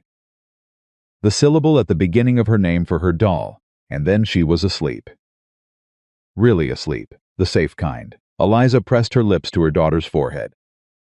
She stood up. She turned around. Wyatt was watching her with an expression she had not seen on him before, and could not fully read, except that it was open in a way that his face was not usually open, that it was the face of someone who has stopped managing what they're showing. "She's all right," Eliza said. "I can see that," he said. She stood there in the middle of the front room, with the fire behind her and the storm outside, and her daughter breathing safe in the chair, and she felt something come loose inside her that had been fastened down for a very long time. When she cried, Eliza said, "Tonight, when I felt her forehead," she stopped. "You didn't fall apart," he said. "You never do." "I do," she said. "I just do it later, when nobody's watching." He looked at her. "I saw you," he said, "at the train station. The first minute when you stepped off the train, before you put the face on." She did not ask what face. She knew what face. The face that said, I can manage this. I have managed harder things. There is nothing here I cannot manage. What did you see? She said. A woman who was terrified, he said. And who was going to get off that train anyway? She held herself very still. That's why, he said. Quiet, direct, that's why I wrote what I wrote. That's why I came to the station. Because I'd been looking for someone a long time, and the woman who wrote me those letters was the most honest person who'd done it. Not the most cheerful, not the easiest, the most honest. I wasn't trying to be honest, she said. I was trying to survive. I know, he said. That's what honest looks like most of the time. She looked at him. The clock said nearly 1 in the morning. The storm was still going outside, full and heavy and uninterested in them. And inside the house her daughter was sleeping with a broken fever, and her son was asleep with his wooden horse, and her older daughter was in her room with her books, and there was a man sitting across from her who had ridden 12 miles in 20. Below zero because he couldn't sit still inside while a child needed a doctor. Wyatt, she said. Yeah, I need to ask you something. She looked at him directly. And I need you to answer me straight. All right. Are you? She stopped. Began again. Are you doing this because it's the right thing to do? Because you said you'd do it, and you're the kind of man who does what he says. He was quiet for a moment. That's part of it, he said. What's the rest of it? He looked at her with the open face, the one she didn't see very often, the one he kept behind the quiet and the competence and the everyday patience that she had been watching for 6 weeks. The rest of it, he said slowly, is that I come inside at the end of every day and there's noise in this house. Not chaos, just the sound of people in it. Of children and meals and Caleb talking about horses and Lillian arguing with her books. He paused. I didn't know how quiet it was before. I didn't know I'd gotten used to the quiet. I know now, she breathed, and she said. And when Rose called your name tonight, your name specifically, not just, but Mama, I was already at the door. He looked at her steadily. I don't think I decided to go. I was just going. She pressed her fingers against her mouth for a moment. Not because she was going to cry, because she needed to hold the feeling inside long enough to know what it was before it left. She knew what it was. This is going to be complicated, she said. I know that. I have 3 children who've already lost one person they loved. I know that too. And if she stopped, if we and then it doesn't work. Eliza, his voice was gentle and utterly certain in equal measure. I know what you're afraid of, and I am not going to tell you it's nothing. Because it's not nothing, it's the most important thing. He leaned forward slightly. But I am going to tell you that I am not leaving. Not because of difficulty, not because it gets hard. I've been watching your family for 6 weeks, and I have not found a single thing that makes me want to leave. I've found things that make me want to stay more.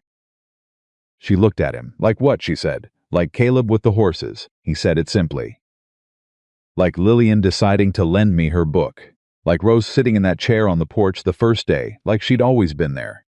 He looked at her directly. Like you, Eliza. The way you are in this house. The way this house is different with you in it. She was quiet for a long moment. The fire, the sleeping child. The storm. I have not let, she started, I know. I have been watching for the catch, for the thing that would explain it. I know you have. I haven't found it, she admitted. No, he said, you haven't. She sat with that. Then she stood up and went to check on Rose one more time, the forehead, the breathing, the doll still pressed to her chest, and everything was as it should be. The fever gone and the child sleeping and the night almost over. She turned back. Wyatt, she said. Yeah, in the morning. She stopped. When it's morning and the storm has passed and it's light again, and everything is ordinary again. I'm not going to pretend this conversation didn't happen. I just need you to know that. He looked at her. Neither am I, he said. She nodded. Good night, she said. Good night, he said. Eliza.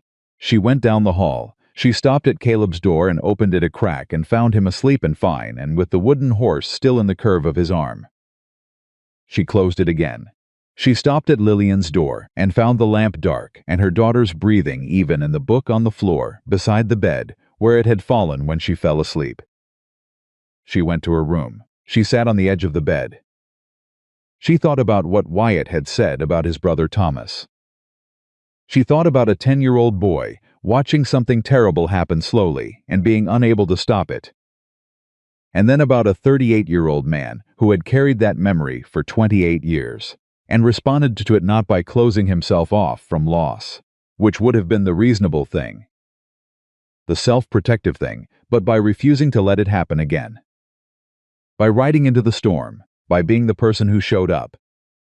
She thought, I have been waiting to find out who you are. She thought, I think I just found out. Outside, the storm was beginning very slightly, very tentatively to ease. She could hear the difference in it, the way the wind had lost just a fraction of its worst register, the way the house had stopped bracing quite so hard. It was not over, but the worst of it was behind them. She lay down. She looked at the ceiling. She thought, Richard. I loved you. I love you still. And I think the children are going to be all right. She breathed. I think I might be learning how to be all right too. She did not know, lying there in the settling dark, that 6 days from now, everything she thought she understood about this situation was going to be tested in a completely different way. She did not know about the man who was going to ride out from Red Willow with papers in his coat and a claim he believed was legal, and a look on his face that said he had decided. Eliza Whittaker did not deserve what she had found. She only knew the ceiling going lighter at the edges as the storm very slowly, very reluctantly began to release them. She closed her eyes and let the quiet hold her. 6 days after the storm, a man rode up the drive. Eliza heard the horse first, not Wyatt's horses. She knew their sounds now, knew the particular cadence of each of the 5 animals in that barn the way you learn the footsteps of people in your house. This was a different horse. A stranger's horse, and the sound of it brought her to the window before she had consciously decided to go there. The man who dismounted was not someone she recognized. He was perhaps 50, thick in the chest, wearing a coat that was better than the weather required. And he carried himself with the particular posture of a man who has decided in advance that he is going to win whatever conversation he is about to have. He had papers in his hand. She could see them from the window, folded, official-looking, the kind of papers that do not travel 12 miles in winter for social purposes. Her stomach dropped. She did not know why yet. She knew before she knew. Wyatt was in the barn. She heard the man knock, and she went to the door, and she opened it, and the man looked at her with an expression that was polished and courteous on the surface, and something underneath it that was neither. Ma'am, he touched his hat. I'm looking for Wyatt Holloway. He's in the barn, she said. I'd appreciate that. He smiled. Name's Gerald Voss. I'm a land agent out of Helena. She looked at the papers in his hand. I'll get him, she said. She went to the barn and she said, Wyatt, there's a man at the door. Name is Gerald Voss. Wyatt went very still for exactly 1 second. Then he set down what he was holding and came out of the barn, and she watched his face as he walked, and his face told her that the name Gerald Voss was not unknown to him, and that its arrival here was not a good thing. Go inside with the children, he said. Wyatt, please. He looked at her directly. I'll explain everything. Go inside. She went inside. She did not go far inside. She stayed close enough to the front window to hear voices through the glass, not words. Not clearly, but the shape of the conversation, the tone of it. She heard Voss's voice, which was smooth and measured, and had the quality of a man making a presentation he has made before. She heard Wyatt's voice, which was the voice she knew, quiet, even, giving nothing away. Then Voss's voice rose, just slightly, just enough. And then Wyatt's voice rose to meet it. She had not heard Wyatt raise his voice before. She moved away from the window when she heard Lillian behind her. Julian said. A man from Helena, Eliza said. Go finish your reading. Lillian did not. What does he want? I don't know yet. She kept her voice even, Lillian. Go read. Lillian looked at her for a moment with those gray eyes that missed nothing, and then she went back to her room, and Eliza heard her door close, and she turned back to the window. Outside, the 2 men were still talking. Voss held out the papers. Wyatt did not take them. Eliza pressed her fingers against the glass without meaning to, and then pulled them back. 5 minutes later, Wyatt came inside. He came in through the back door, lifted and pushed, and he was moving the way he moved when he was managing something. When the thing he was managing was difficult enough to show in the tightness around his jaw and the set of his shoulders, even though nothing else showed it. He sat down at the kitchen table. Eliza sat across from him. "Tell me," she said. He looked at her. "Before I tell you, I need you to know that I intended to tell you this. Not today, not like this, but before things went any further between us. I was going to tell you." Her heart did something complicated. "Tell me what?" He put his hands flat on the table. "The ranch has a debt on it, a land loan taken out 8 years ago when I was trying to expand the operation. I've been paying it down steady for the last 6 years. I'm not in default. I have never been in default." His jaw tightened. "But Gerald Voss represents a land-holding company out of Helena that bought the original loan 2 years ago, and they have been looking for a technical breach, a legal reason, to call the note early. They found one." She stared at him. "What kind of reason?" "The original loan agreement had a clause." He said it like a man saying something he has looked at from every angle and still cannot make sit right. "A morality clause, common in loans of the period. It states that the property can be forfeited if the holder engages in conduct." That he stopped. "That brings disrepute or moral irregularity to the property."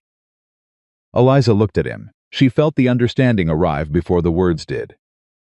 "Me," she said. "You. An unmarried woman living in the house of an unmarried man. That's what Voss is claiming. That our arrangement constitutes a breach." The air went out of the room. She sat with it for a moment. Just sat with the shape of it, the extraordinary, infuriating, completely predictable shape of it. A man with a company behind him and papers in his hand, riding 12 miles through post-storm cold, not to discuss anything real, not to address anything true, but to use the fact of her existence in this house as a legal lever. "He's going to try to take the ranch," she said. "He's going to try." "On the grounds that I'm here." "Yes," she breathed. "How long has he been working toward this?" "Voss's company has been watching the property for 2 years, waiting for something they could use. According to him, my advertisement in the paper and the subsequent arrival." He said the word with controlled precision.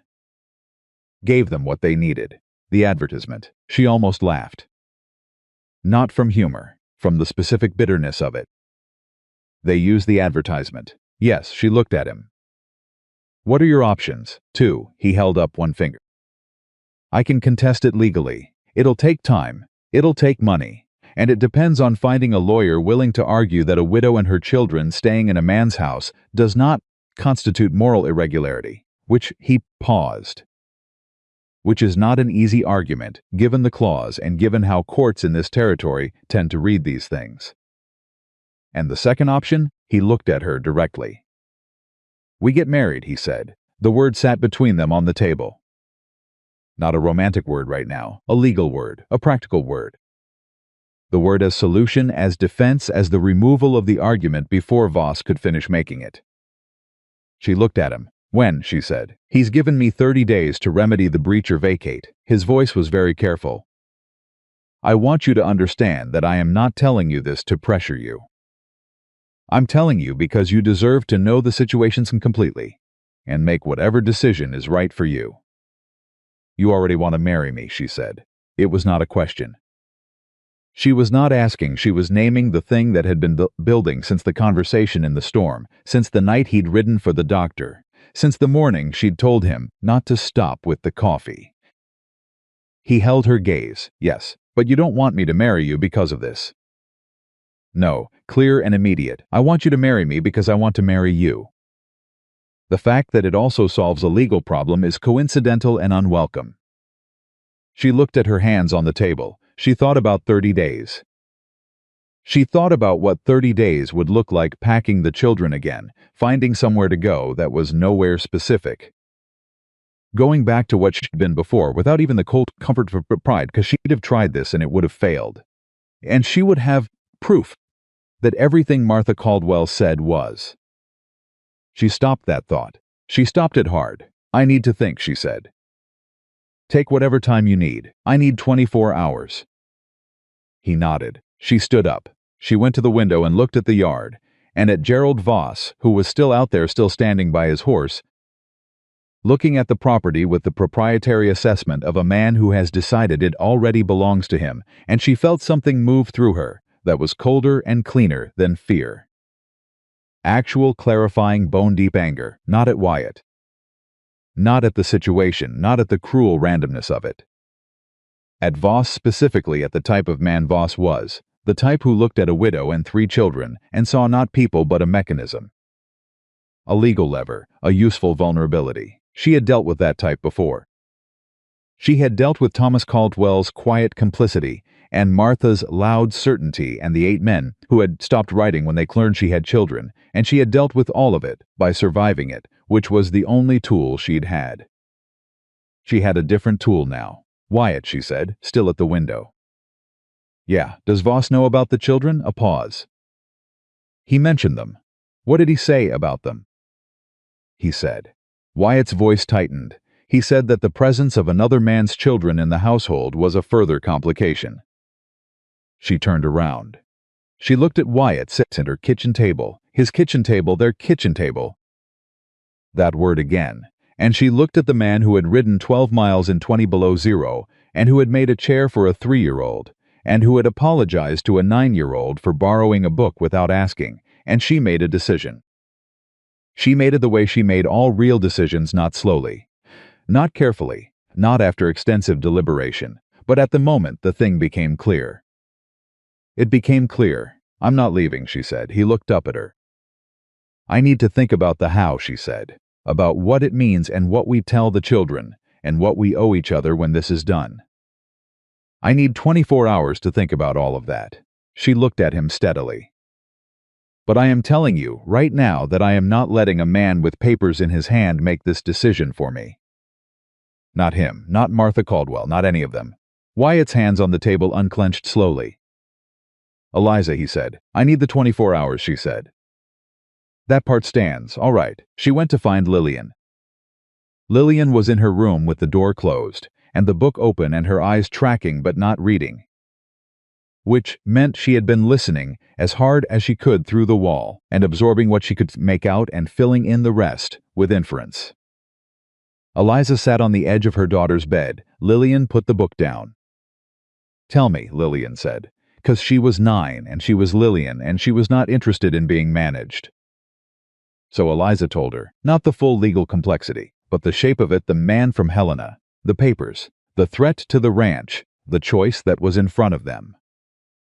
Lillian listened with her hands folded and her face entirely still. When Eliza finished, Lillian was quiet for a moment. He didn't know about the debt when we came, she said. He knew about the debt. He didn't know they'd use us as the reason to call it. But we're the reason. We're the pretext, Eliza said. That's different. Lillian thought about this distinction. What are you going to do? I'm going to think tonight. And tomorrow, I'm going to tell you what I've decided. Are we going to have to leave? Eliza looked at her daughter. At the child who had learned at 9 that adults could not always be trusted to protect you, who had arrived at this ranch braced for disappointment, who had borrowed a book and started to unclench, who had sat in that barn doing tack work in companionable silence and experienced what it felt like to be in the presence of an adult who didn't need her to perform anything. I don't know yet, she said honestly, but I want you to know something. What? Whatever happens, we're not leaving because we were unwanted. I need you to understand that. If we leave, it is because of a legal mechanism being used by a man who has no interest in us as people. Not because nobody wanted us here. Lillian looked at her. He wanted us here, she said. Not a question, Eliza said. He did. Lillian picked up her book. She opened it. Then she stopped and looked up, Mama. Yes, I want to stay, she said. Flat and simple and entirely sincere. I know that's not the only thing that matters. But I want you to know. Eliza pressed her lips together for a moment. I know, she said. I'll be back in the morning. She checked on Caleb, who had not heard anything, and was entirely occupied with a project involving the wooden horse and some string that he was not fully willing to explain, and she checked on Rose, who was fully recovered from the fever, and was sitting in her porch chair despite the cold, wrapped in a quilt, watching the horses in the far pasture with the focused attention of a child who has decided animals are more interesting than people, and is not yet wrong about this. She stood on the porch beside her youngest daughter. "Rose," she said. Rose looked up at her. "Do you like it here?" Eliza asked. Rose considered this question with the gravity she applied to most things. "Horses," she said. "Yes," Eliza agreed. "There are horses here." Rose looked back at the pasture. "Stay," she said. One word, clear and certain, the way she said the things she said infrequent, and therefore waited. Eliza sat in the cold beside her daughter for a while. Then she went back inside. She did not sleep. She lay in the dark, and she thought about Richard, about what Richard would have thought about all of this, about what he would have said about Wyatt Holloway specifically, and she thought that Richard, who had been a man of considered judgment and little vanity, would have looked at Wyatt Holloway and nodded, once, slowly, and that would have been enough. She thought about what marriage meant to her now, at 36. With 3 children, and the knowledge of what it felt like to be married and then not married, and how different those 2 states of being actually were in the lived daily fabric of a life. She thought about the cup of coffee in the morning. She thought about the wooden horse on the porch rail. She thought about a man riding 12 miles in 20 below zero and coming back with ice in his eyebrows and not a single word about it. She thought about the fact that Wyatt Holloway had told her about his brother. She had not missed the significance of that. She knew what it cost him. She knew because she recognized it, the specific cost of opening something you have kept sealed for a long time, the way it felt going out, and the way it felt after. The particular vulnerability of having offered something true about yourself, and not yet knowing if it will be received or dropped. She had received it. She thought about that for a long time. At some point before dawn, she arrived at the thing she'd been circling all night, the thing underneath all the other considerations. She was not afraid of marrying Wyatt Holloway. She was afraid of wanting to marry him. There was a difference, and it was important. She had arrived at this ranch prepared to be practical. Prepared to enter into an arrangement that was honest about what it was, 2 people building a workable life, together with clear eyes and reasonable expectations. She had been very careful not to want anything more than that. She had guarded against wanting anything more than that, the way you guard a wound attentively, constantly, because you know that if it doesn't heal right, you'll be feeling it for years. But somewhere between the coffee in the morning and the night in the storm, the wound had healed, and she hadn't been paying attention. And now she was lying in the dark at 36 years old, with 3 sleeping children, and a man across the hall who had told her he wasn't leaving, and she wanted to marry him, and that was terrifying and clarifying and very, very real. She sat up. She got dressed in the dark. She went to the kitchen and built up the fire and started the coffee, because it was her turn. She was standing at the stove when she heard him, the specific sound of Wyatt's door. Wyatt's footsteps, the Wyatt-shaped way the house communicated his movements through its boards and beams. He came into the kitchen and stopped when he saw her. She turned around. She handed him the cup she had poured. He took it without speaking, and she saw him understand, in the way that he understood things quickly and without requiring explanation, that she had made her coffee for him this morning, and that this was its own kind of answer. He waited. "I'll marry you," she said, "not because of Voss. Because I want to. Those are different things, and I need you to hear that they're different." He held the cup in both hands. "I hear it, and I need you to know." She stopped. "I need you to know that this is not a thing I can do lightly. Not again. I can't do this and then have it not." She stopped again. "I know that," he said. "Do you, Eliza?" His voice was quiet and certain. "I have been alone in this house for 10 years. I did not put an advertisement in a paper because I wanted company. I put it in because I had decided I was ready to stop being alone, and when I was ready, I wanted to do it right." He looked at her steadily. "I am not asking you to trust me because it's convenient. I'm asking you to trust me because I mean to earn it. Every day, for as long as you'll let me." She looked at him. 30 days is not very long, she said. No, he agreed. We'll need to go to town, to the magistrate. Yes. The children will need to know before we go. Yes. And Voss, I'll send a message to Voss today. He'll have the marriage certificate before his deadline. Something moved in Wyatt's expression, not triumph, not satisfaction, something quieter and more considered. This doesn't solve everything. They'll be talking Red Willow. There are people who'll say we did it for the property. Let them say it, Eliza said. He looked at her. Let them say whatever they want to say, she said. I spent 2 years caring what people said, and it got me nothing except hungry children and a very thorough education in how little other people's opinions actually feed anybody. She met his eyes directly. I know why I'm doing this. You know why you're doing this.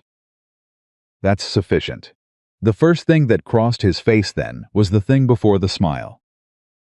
Then it became the actual smile. She had not seen him fully smile before, not like this, not unguarded, not the whole of it. It changed his face, made him look younger and less careful, and entirely real, in a way that hit her somewhere in the chest with a force she had not prepared for. She looked away first. I'll tell the children after breakfast, she said. All right. She started breakfast. He set down his cup and came to help, and they moved around the kitchen together in the particular choreography they had developed over weeks, without discussing it, each occupying the space the other didn't. Each knowing without asking what needed doing and doing it. She thought, this is already a marriage. The paperwork is just the paperwork. Caleb took the news about the way Caleb took most news, by immediately locating the part that was most directly relevant to him. Does that mean Wyatt's my? He stopped. Does that mean I can call you? He stopped again, looking at Wyatt with enormous, uncertain eyes. You can call me whatever you want, Wyatt said. There's no wrong answer. Caleb thought about this with extraordinary seriousness. Not Pa, he said's Pa. But maybe, he thought. Maybe Wyatt is fine. Wyatt is fine, Wyatt said. Caleb nodded, satisfied, and returned his attention to his breakfast. Then he looked up. Can I still go in the barn? You could always go in the barn, Wyatt said. I know, Caleb said. I just wanted to make sure the barn situation wasn't changing. Rose said nothing. She looked at her mother, and she looked at Wyatt, and she looked at her doll, and then she climbed down from her chair and walked across the kitchen to where Wyatt was sitting, and she stood beside his chair and looked up at him. He looked down at her. She put her hand on his arm. Just her small hand flat against his sleeve, no words. No explanation. Then she climbed back into her chair. Eliza pressed her lips together very hard. Wyatt looked at his plate and was quiet for a moment, and then he picked up his fork and ate his breakfast, and she could see, from where she was sitting, that his jaw was working in the specific way it worked when he was holding something inside, that he was not going to let out at the breakfast table with children present. She understood that completely. Lillian waited until after the meal. She waited until Caleb had gone to the barn, and Rose was in her chair with her doll, and Eliza was cleaning up, and then she came and stood in the kitchen doorway where Wyatt was pulling on his coat to go out. Wyatt, she said. He looked at her. I need to tell you something, she said. All right. She straightened her shoulders. 9 years old, standing in a doorway with the particular bearing of someone who has decided to say a hard thing and is not going to let the difficulty stop her. When we came here, she said, I didn't trust you. I thought you were pretending. I thought there was something underneath that was different from what you were showing. He waited. There wasn't, she said. I was wrong. And I want you to know that I know I was wrong. He looked at her for a moment. You were right to check, he said. She blinked. What? You were right to check. You've got a mother and a brother and a sister who depend on you to notice things. Trusting too fast would have been the mistake, not the other way around. Lillian stared at him. Then you're a strange man. I've been told that. I mean it as a compliment, she said. I'd take it as one. Went back to her room. The door closed. Eliza stood at the counter with her hands in the dishwater and did not turn around until she was reasonably certain her face was doing what she wanted it to do. They went to town 4 days later.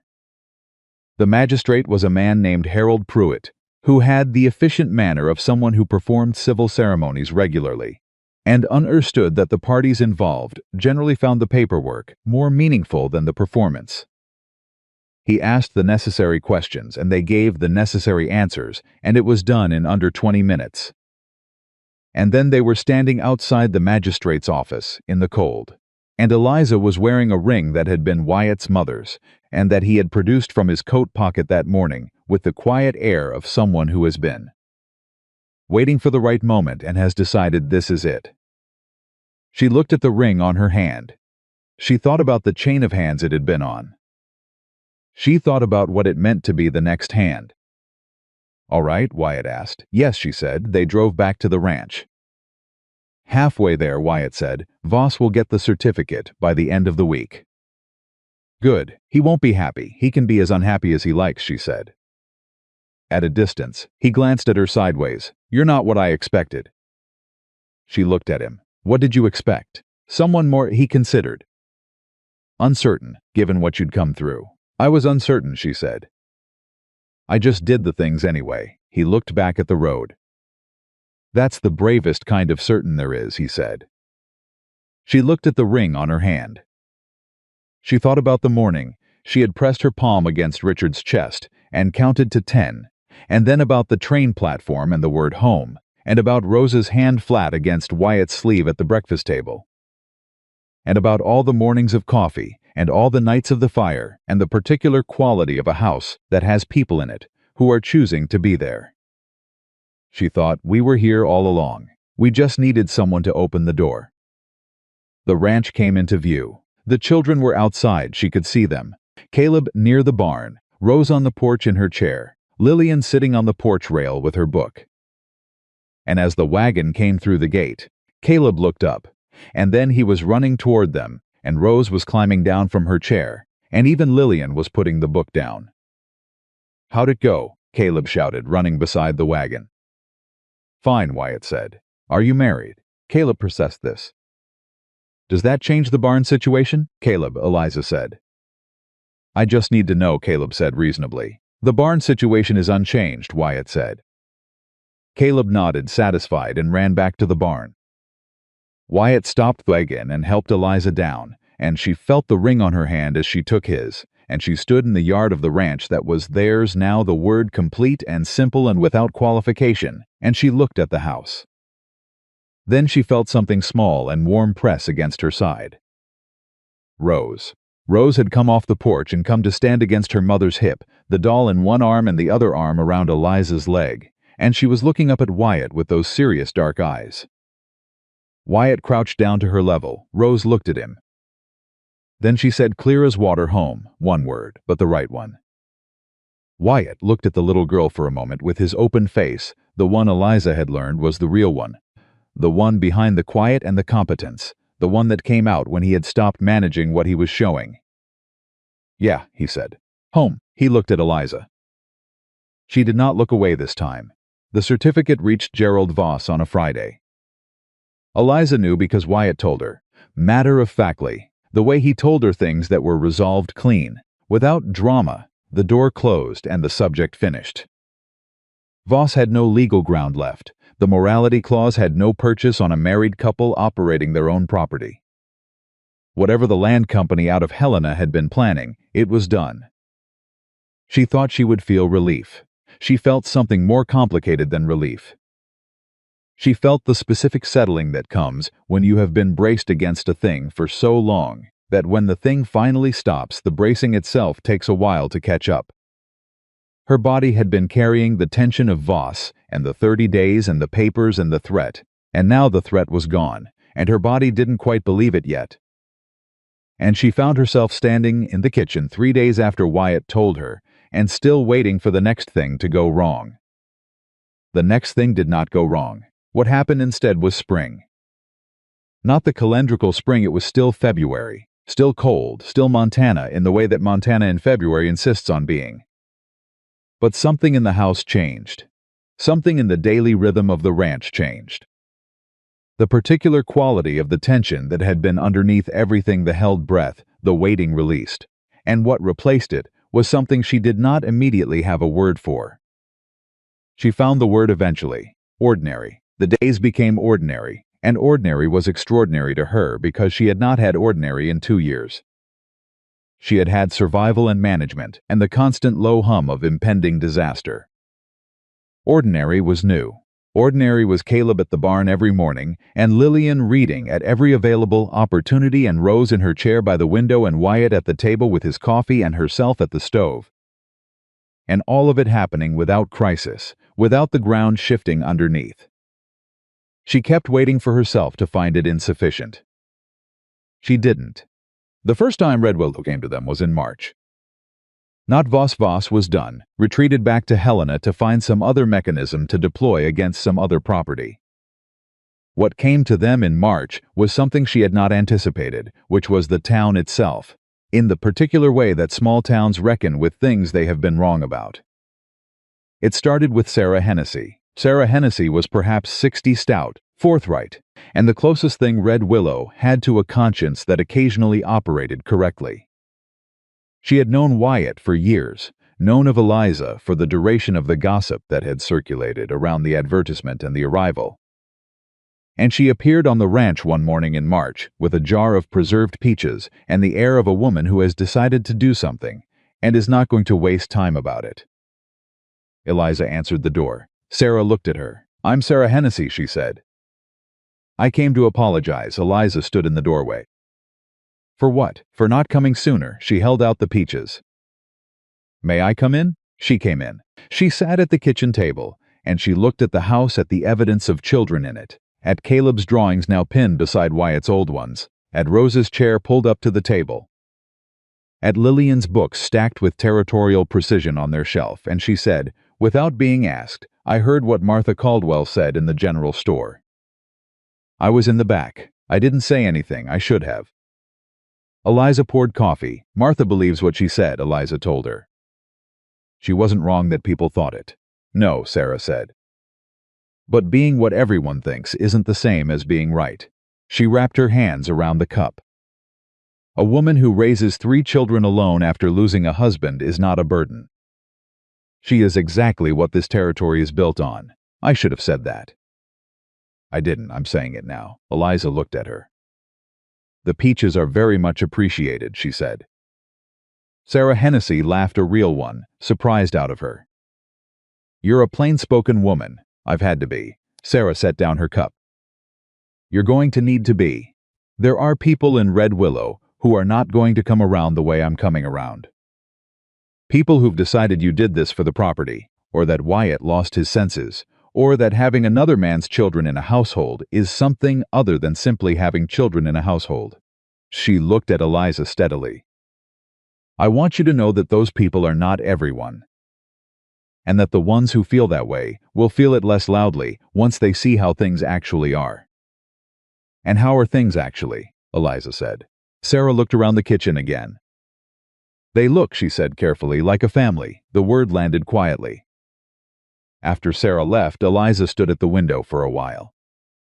She heard Caleb in the barn, his voice, bright and carrying, explaining something to the bay mare with characteristic thoroughness. She heard Lillian's footsteps in the hall, the creak of her room door. She heard the back door lifted and pushed, and Wyatt's boots on the kitchen floor. "Who was that?" he said. "Sarah Hennessy. What'd she want?" To apologize, and to bring peaches. She turned from the window. "She said there are people in town who think I married you for the ranch." Wyatt poured himself coffee. "What'd you say?" "I said the peaches were appreciated." He looked at her with the thing that came before the smile. "Good answer," he said. "Wyatt." She looked at him directly. "Does it bother you, what people say?" He considered this the way he considered everything, fully, without rushing it. "About 3 years ago," he said, "I had a bad stretch with the cattle. Lost 8 head to sickness. People in town said I was careless, said I hadn't managed my stock right. Said a man alone couldn't run a place this size." He set down his cup. "I knew what I had done and what I hadn't done. People said things that weren't true, and I couldn't make them stop saying them, so I stopped listening." He looked at her. What's true about us is true regardless of what's said about it." She held his gaze, she said. She had not said it before. She had known it, had been knowing it, in the accumulating way, since sometime around the coffee, and the storm and the open face in the firelight, but she had not said it.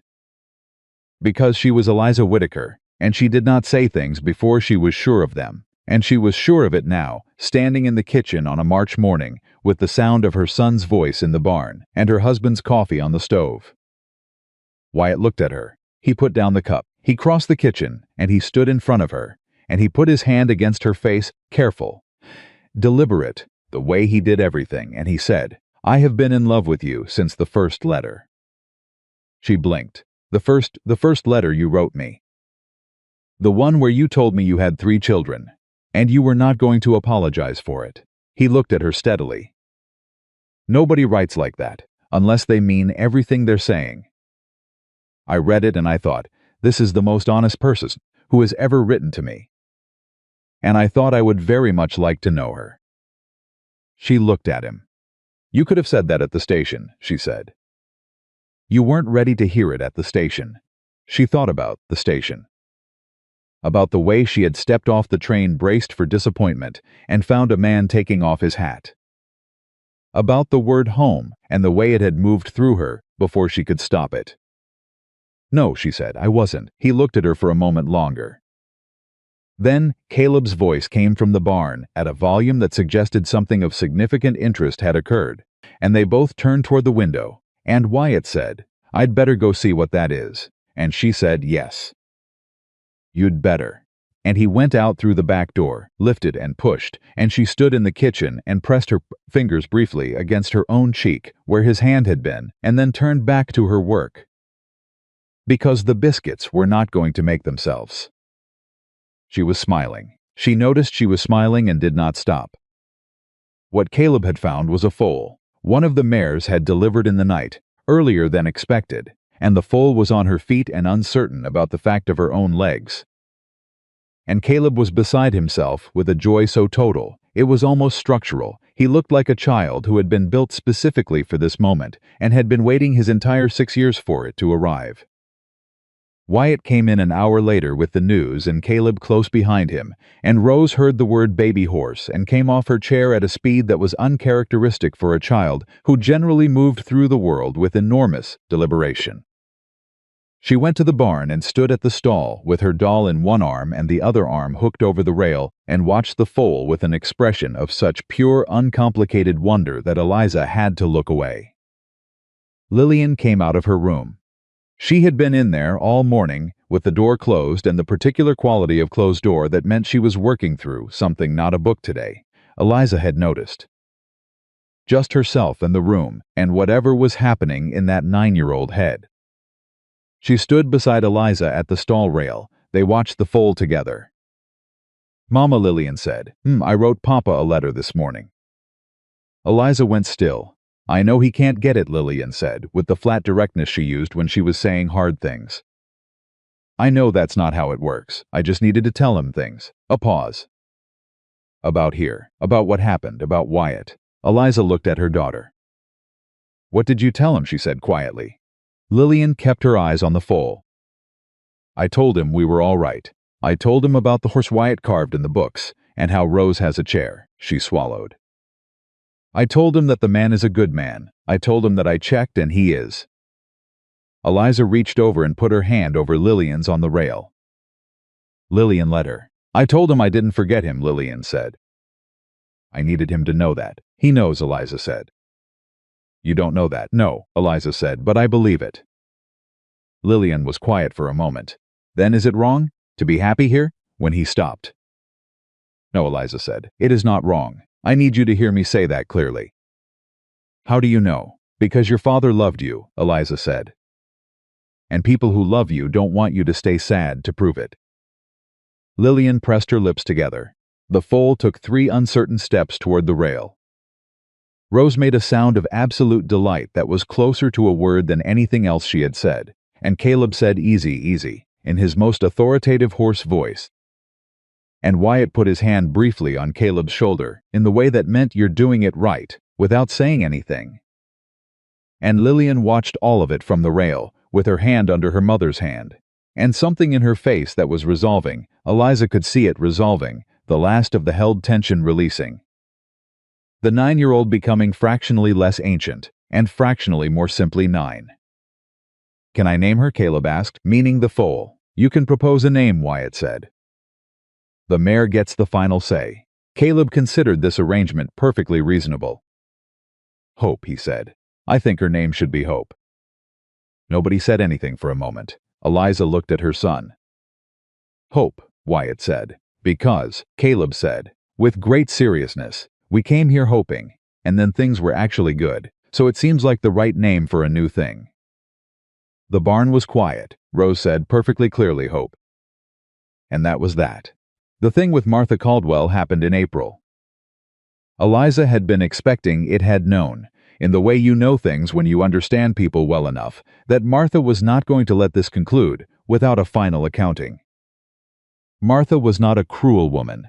She was a certain woman, which was different, and certain women required their certainty to be addressed before they could release it. Martha came to the ranch on a Tuesday. Eliza saw her coming from the kitchen window and had a full 30 seconds to decide what to do with the feeling that arrived when she did. The feeling was not simple. It was not rage. She had moved past the specific rage of the general store, had set it down somewhere on the road between there and here. It was not nothing either. It was the complicated thing that lives between those 2 points, in the territory of people who have been wronged by someone who was not entirely wrong about the situation, only wrong about what the situation meant. She opened the door before Martha knocked. Martha stood on the porch. She looked at Eliza. She looked at the house behind her, at the evidence of it, the specific way a house looks when it is lived in, by people who are managing and not just surviving. "Martha." A silence. "May I come in?" Martha said. She came in. She sat at the table. She did not take the chair with easy authority the way she had sat in Thomas Caldwell's store. She sat in it the way people sit in chairs when they are not certain of their welcome and know it. Eliza poured coffee. She set it in front of Martha without ceremony. Martha wrapped her hands around the cup. "I said things," Martha said. "In the store. That days," Eliza said. "The children heard." "Yes." Martha looked at her cup. "I was not wrong that men in this territory tend to see a widow with children as a difficulty. I was not wrong about the practical realities of what you were facing." She looked up. "But I was wrong about what those realities meant. About what they said about you." She paused, "and about what was possible." Eliza looked at her cousin. She thought about the store. About the words carrying full length of the room. About Lillian's jaw setting. About Caleb pressing close to her side. About the specific damage that certain true enough things do when they're said in front of children as verdicts. "You told my children," Eliza said, "that nobody would want them." Martha flinched. "I told you." "You told me in front of them," Eliza said. They heard, and Lillian especially. She carried that. She came here ready to be confirmed in what you'd said. She was 9 years old, and she was already braced for rejection, because someone she was supposed to trust had told her it was coming. She kept her voice even. "I need you to understand the weight of that." Martha was quiet for a long moment. "I understand it," she said. I don't have a way to undo it." "I know that." "No," Eliza agreed, "you don't." Another silence. "Is there—" Martha stopped. "Is there anything I can do? Going forward? Is there anything that would be different than you were?" Eliza said. "That's all. The next woman you see in a hard situation be different than you were with me." She looked at her cousin steadily. "That's worth something. Not to me, not about this. But in general, it's worth something." Martha nodded. She finished her coffee. She stood to leave. At the door she stopped and looked back at Eliza, and something in her face was different from any expression Eliza had seen on her before, stripped of the certainty, of the efficient delivery of practical truths. Stripped down to something underneath that was more human and more sorry. "The children," she said. They're good," Eliza said. "They're very good." Martha nodded once. She left. Eliza stood in the kitchen doorway and watched her go, and then she turned back to her work. And she thought, "That's done." Not fixed, not made right, but done. And there was a difference, and the difference was enough. What she had not expected was Lillian. Lillian had been in her room during the visit, had known Martha was there, had heard the voices. She appeared in the kitchen doorway when Martha's horse had cleared the gate, and she looked at her mother with a question in her face that she didn't put into words. She came to say she was wrong, Eliza said. Lillian thought about this. Did it help? She asked. Eliza considered the honest answer. Some, she said, not all the way, but some, Lillian nodded. Some is something, Eliza agreed. Lillian went back to her room. 10 minutes later, she came back out, carrying the letter she had written to her father in March, the one she had written and not sent, because there was nowhere to send it. She set it on the kitchen table. Will you read it with me? She asked. Eliza sat down. They read it together, Lillian's careful, serious handwriting, the words of a 9-year-old girl telling her dead father the things she needed him to know. About the ranch, about the foal named Hope, about the books on the shelf. About the man who had apologized for borrowing one without asking. He is not like you, Lillian had written. He is not you. But I think he is good. I think he is the kind of person you would have liked. I think you would have shaken his hand. Eliza read that twice. She folded the letter carefully when they finished and handed it back to Lillian. He would have, she said. He absolutely would have. Lillian took the letter. She folded it again and held it against her chest for a moment. Then she said, okay, with the particular finality of a child who has finished something important. And she went back to her room. Eliza stayed at the table. The summer came. With it came the work that summer always brings on a cattle ranch, the long days, the constant labor, the particular satisfaction of work that is immediately connected to its own result. Wyatt worked harder than she had understood a single person could work, and she worked alongside him, and the children worked in the ways children work, which is to say incompletely and enthusiastically, and in ways that sometimes created more work than they resolved, and it was good. It was genuinely, deeply, unreservedly good. Caleb could handle the horses by midsummer in ways that made Wyatt stop what he was doing and watch with an expression of pure, uncomplicated pride that he did not bother to contain. The bay mare trusted Caleb with a totality that Wyatt had never seen in an animal of her particular temperament, and he told Caleb this. And Caleb received the information with the precise mix of humility and satisfaction that is the ideal response to a real compliment about a real skill. I told you she'd think I was fine, Caleb said. You did, Wyatt agreed. I didn't say the finest thing she'd ever seen. That was Mama. Your mama is usually right. Caleb considered this. Most things he allowed. No, Wyatt said. Nobody's right about everything. Caleb seemed reassured by this democratic distribution of fallibility. Rose talked more. Not constantly, Rose would never be Caleb, would never fill every available space with words, but steadily, purposefully, the way someone talks when they have decided the world is safe enough to speak into. She named the foal Hope every morning when she went to the barn, as if confirming the name was still operative. She told Eliza things about the horse's specific things, observed things, the commentary of a child who has been watching long enough to see patterns. She said Wyatt's name, regularly, easily, the way you say the name of someone who belongs in your daily life. The day it changed was a day in late July. Rose had been in the barn with Wyatt, which was becoming commonplace. She went where the horses were, and the horses were often where Wyatt was, and she had stopped requiring her mother's proximity in the barn the way she had for the first months.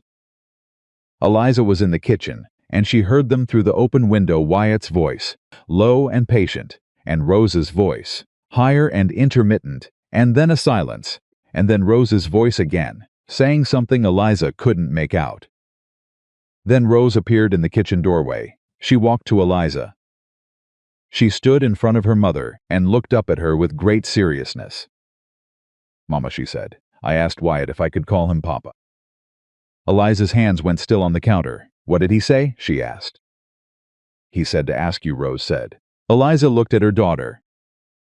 3 years old, carrying her doll, with a question in her face that was so clear and so direct and so completely uncomplicated by the weight of everything that had come before it: the grief, the moving, the adjusting, the slow, painstaking work of trusting someone new, as if she had simply arrived at an answer and wanted to confirm it with the relevant parties.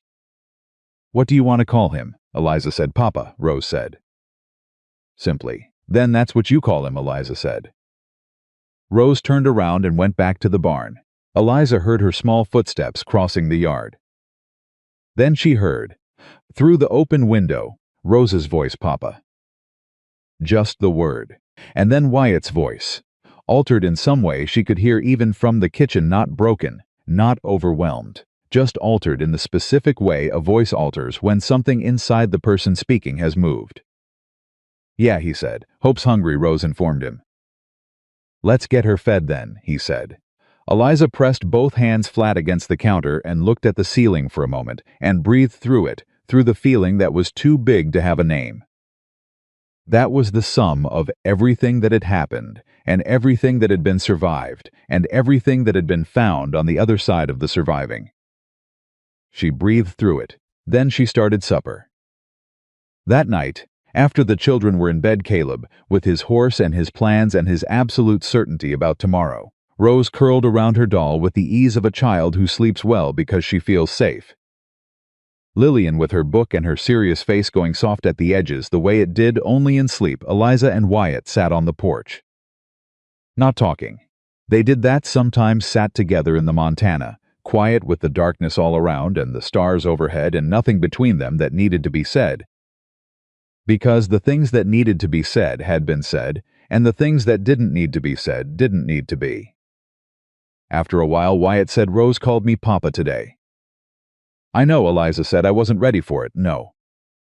He was quiet for a moment. "My brother Thomas never had children." "Never got the chance," he paused. "I think about that sometimes. What he would have been like with them." She looked at him. "I think," she said slowly, "that people who are lost make room for the people who come after. Not because they're replaced, because love doesn't close when someone leaves. It stays open." She paused. "Richard left room. Thomas left room.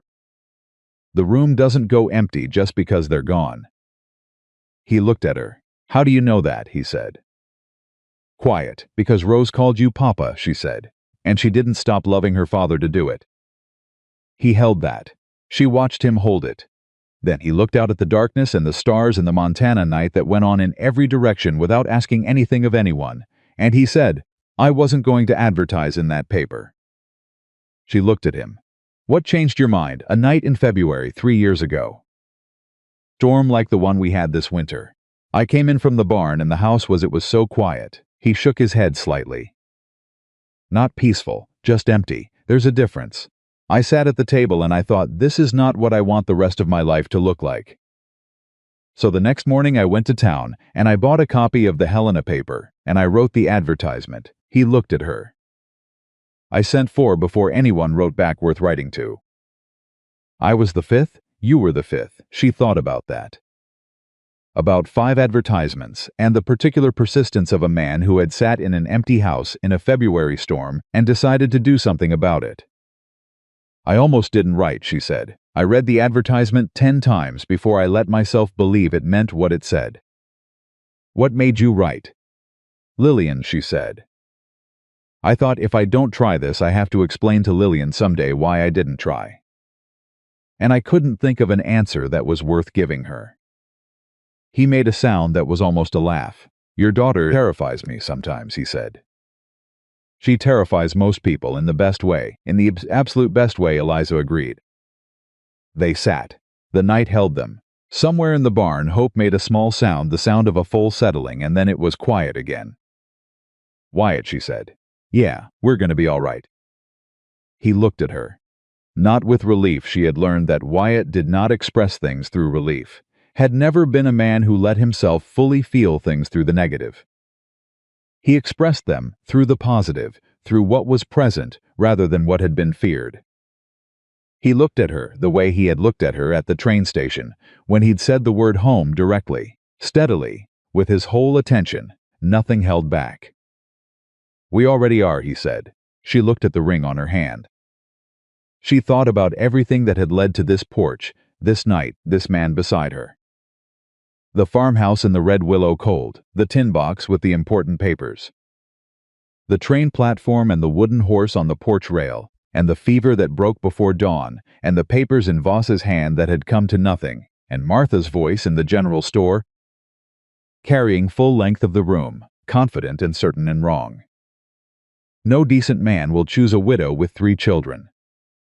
She thought about Rose's small hand on Wyatt's sleeve at the breakfast table. She thought about Lillian in the barn, with the tack oil, and the question she had asked, and the answer she'd received, and the single syllable "oh" that had been her daughter's verdict. She thought about Caleb naming the full hope because "we came here hoping," and then things were actually good. She thought about herself at the kitchen counter saying "I love you" for the first time, out loud, to a man who had told her he'd loved her since the first letter. The first letter. She had written it in a fury of desperation and honesty, not intending it to be anything other than practical. She had not known, writing it, that it was the most important thing she would ever put on paper. She had not known that it would travel across Montana and land in the hands of a man sitting alone in a house that was too quiet, and that he would read it and recognize something in it that she had not even recognized in herself. She had not known, and it had happened anyway. That was the thing about good things, she thought. They did not wait for you to be ready. They arrived when they arrived, and you either opened the door or you didn't. And she had opened the door, and this was what was on the other side. This house, these children sleeping safe, this man. This life ordinary and real and entirely, completely hers. She had never been a woman who needed to be rescued.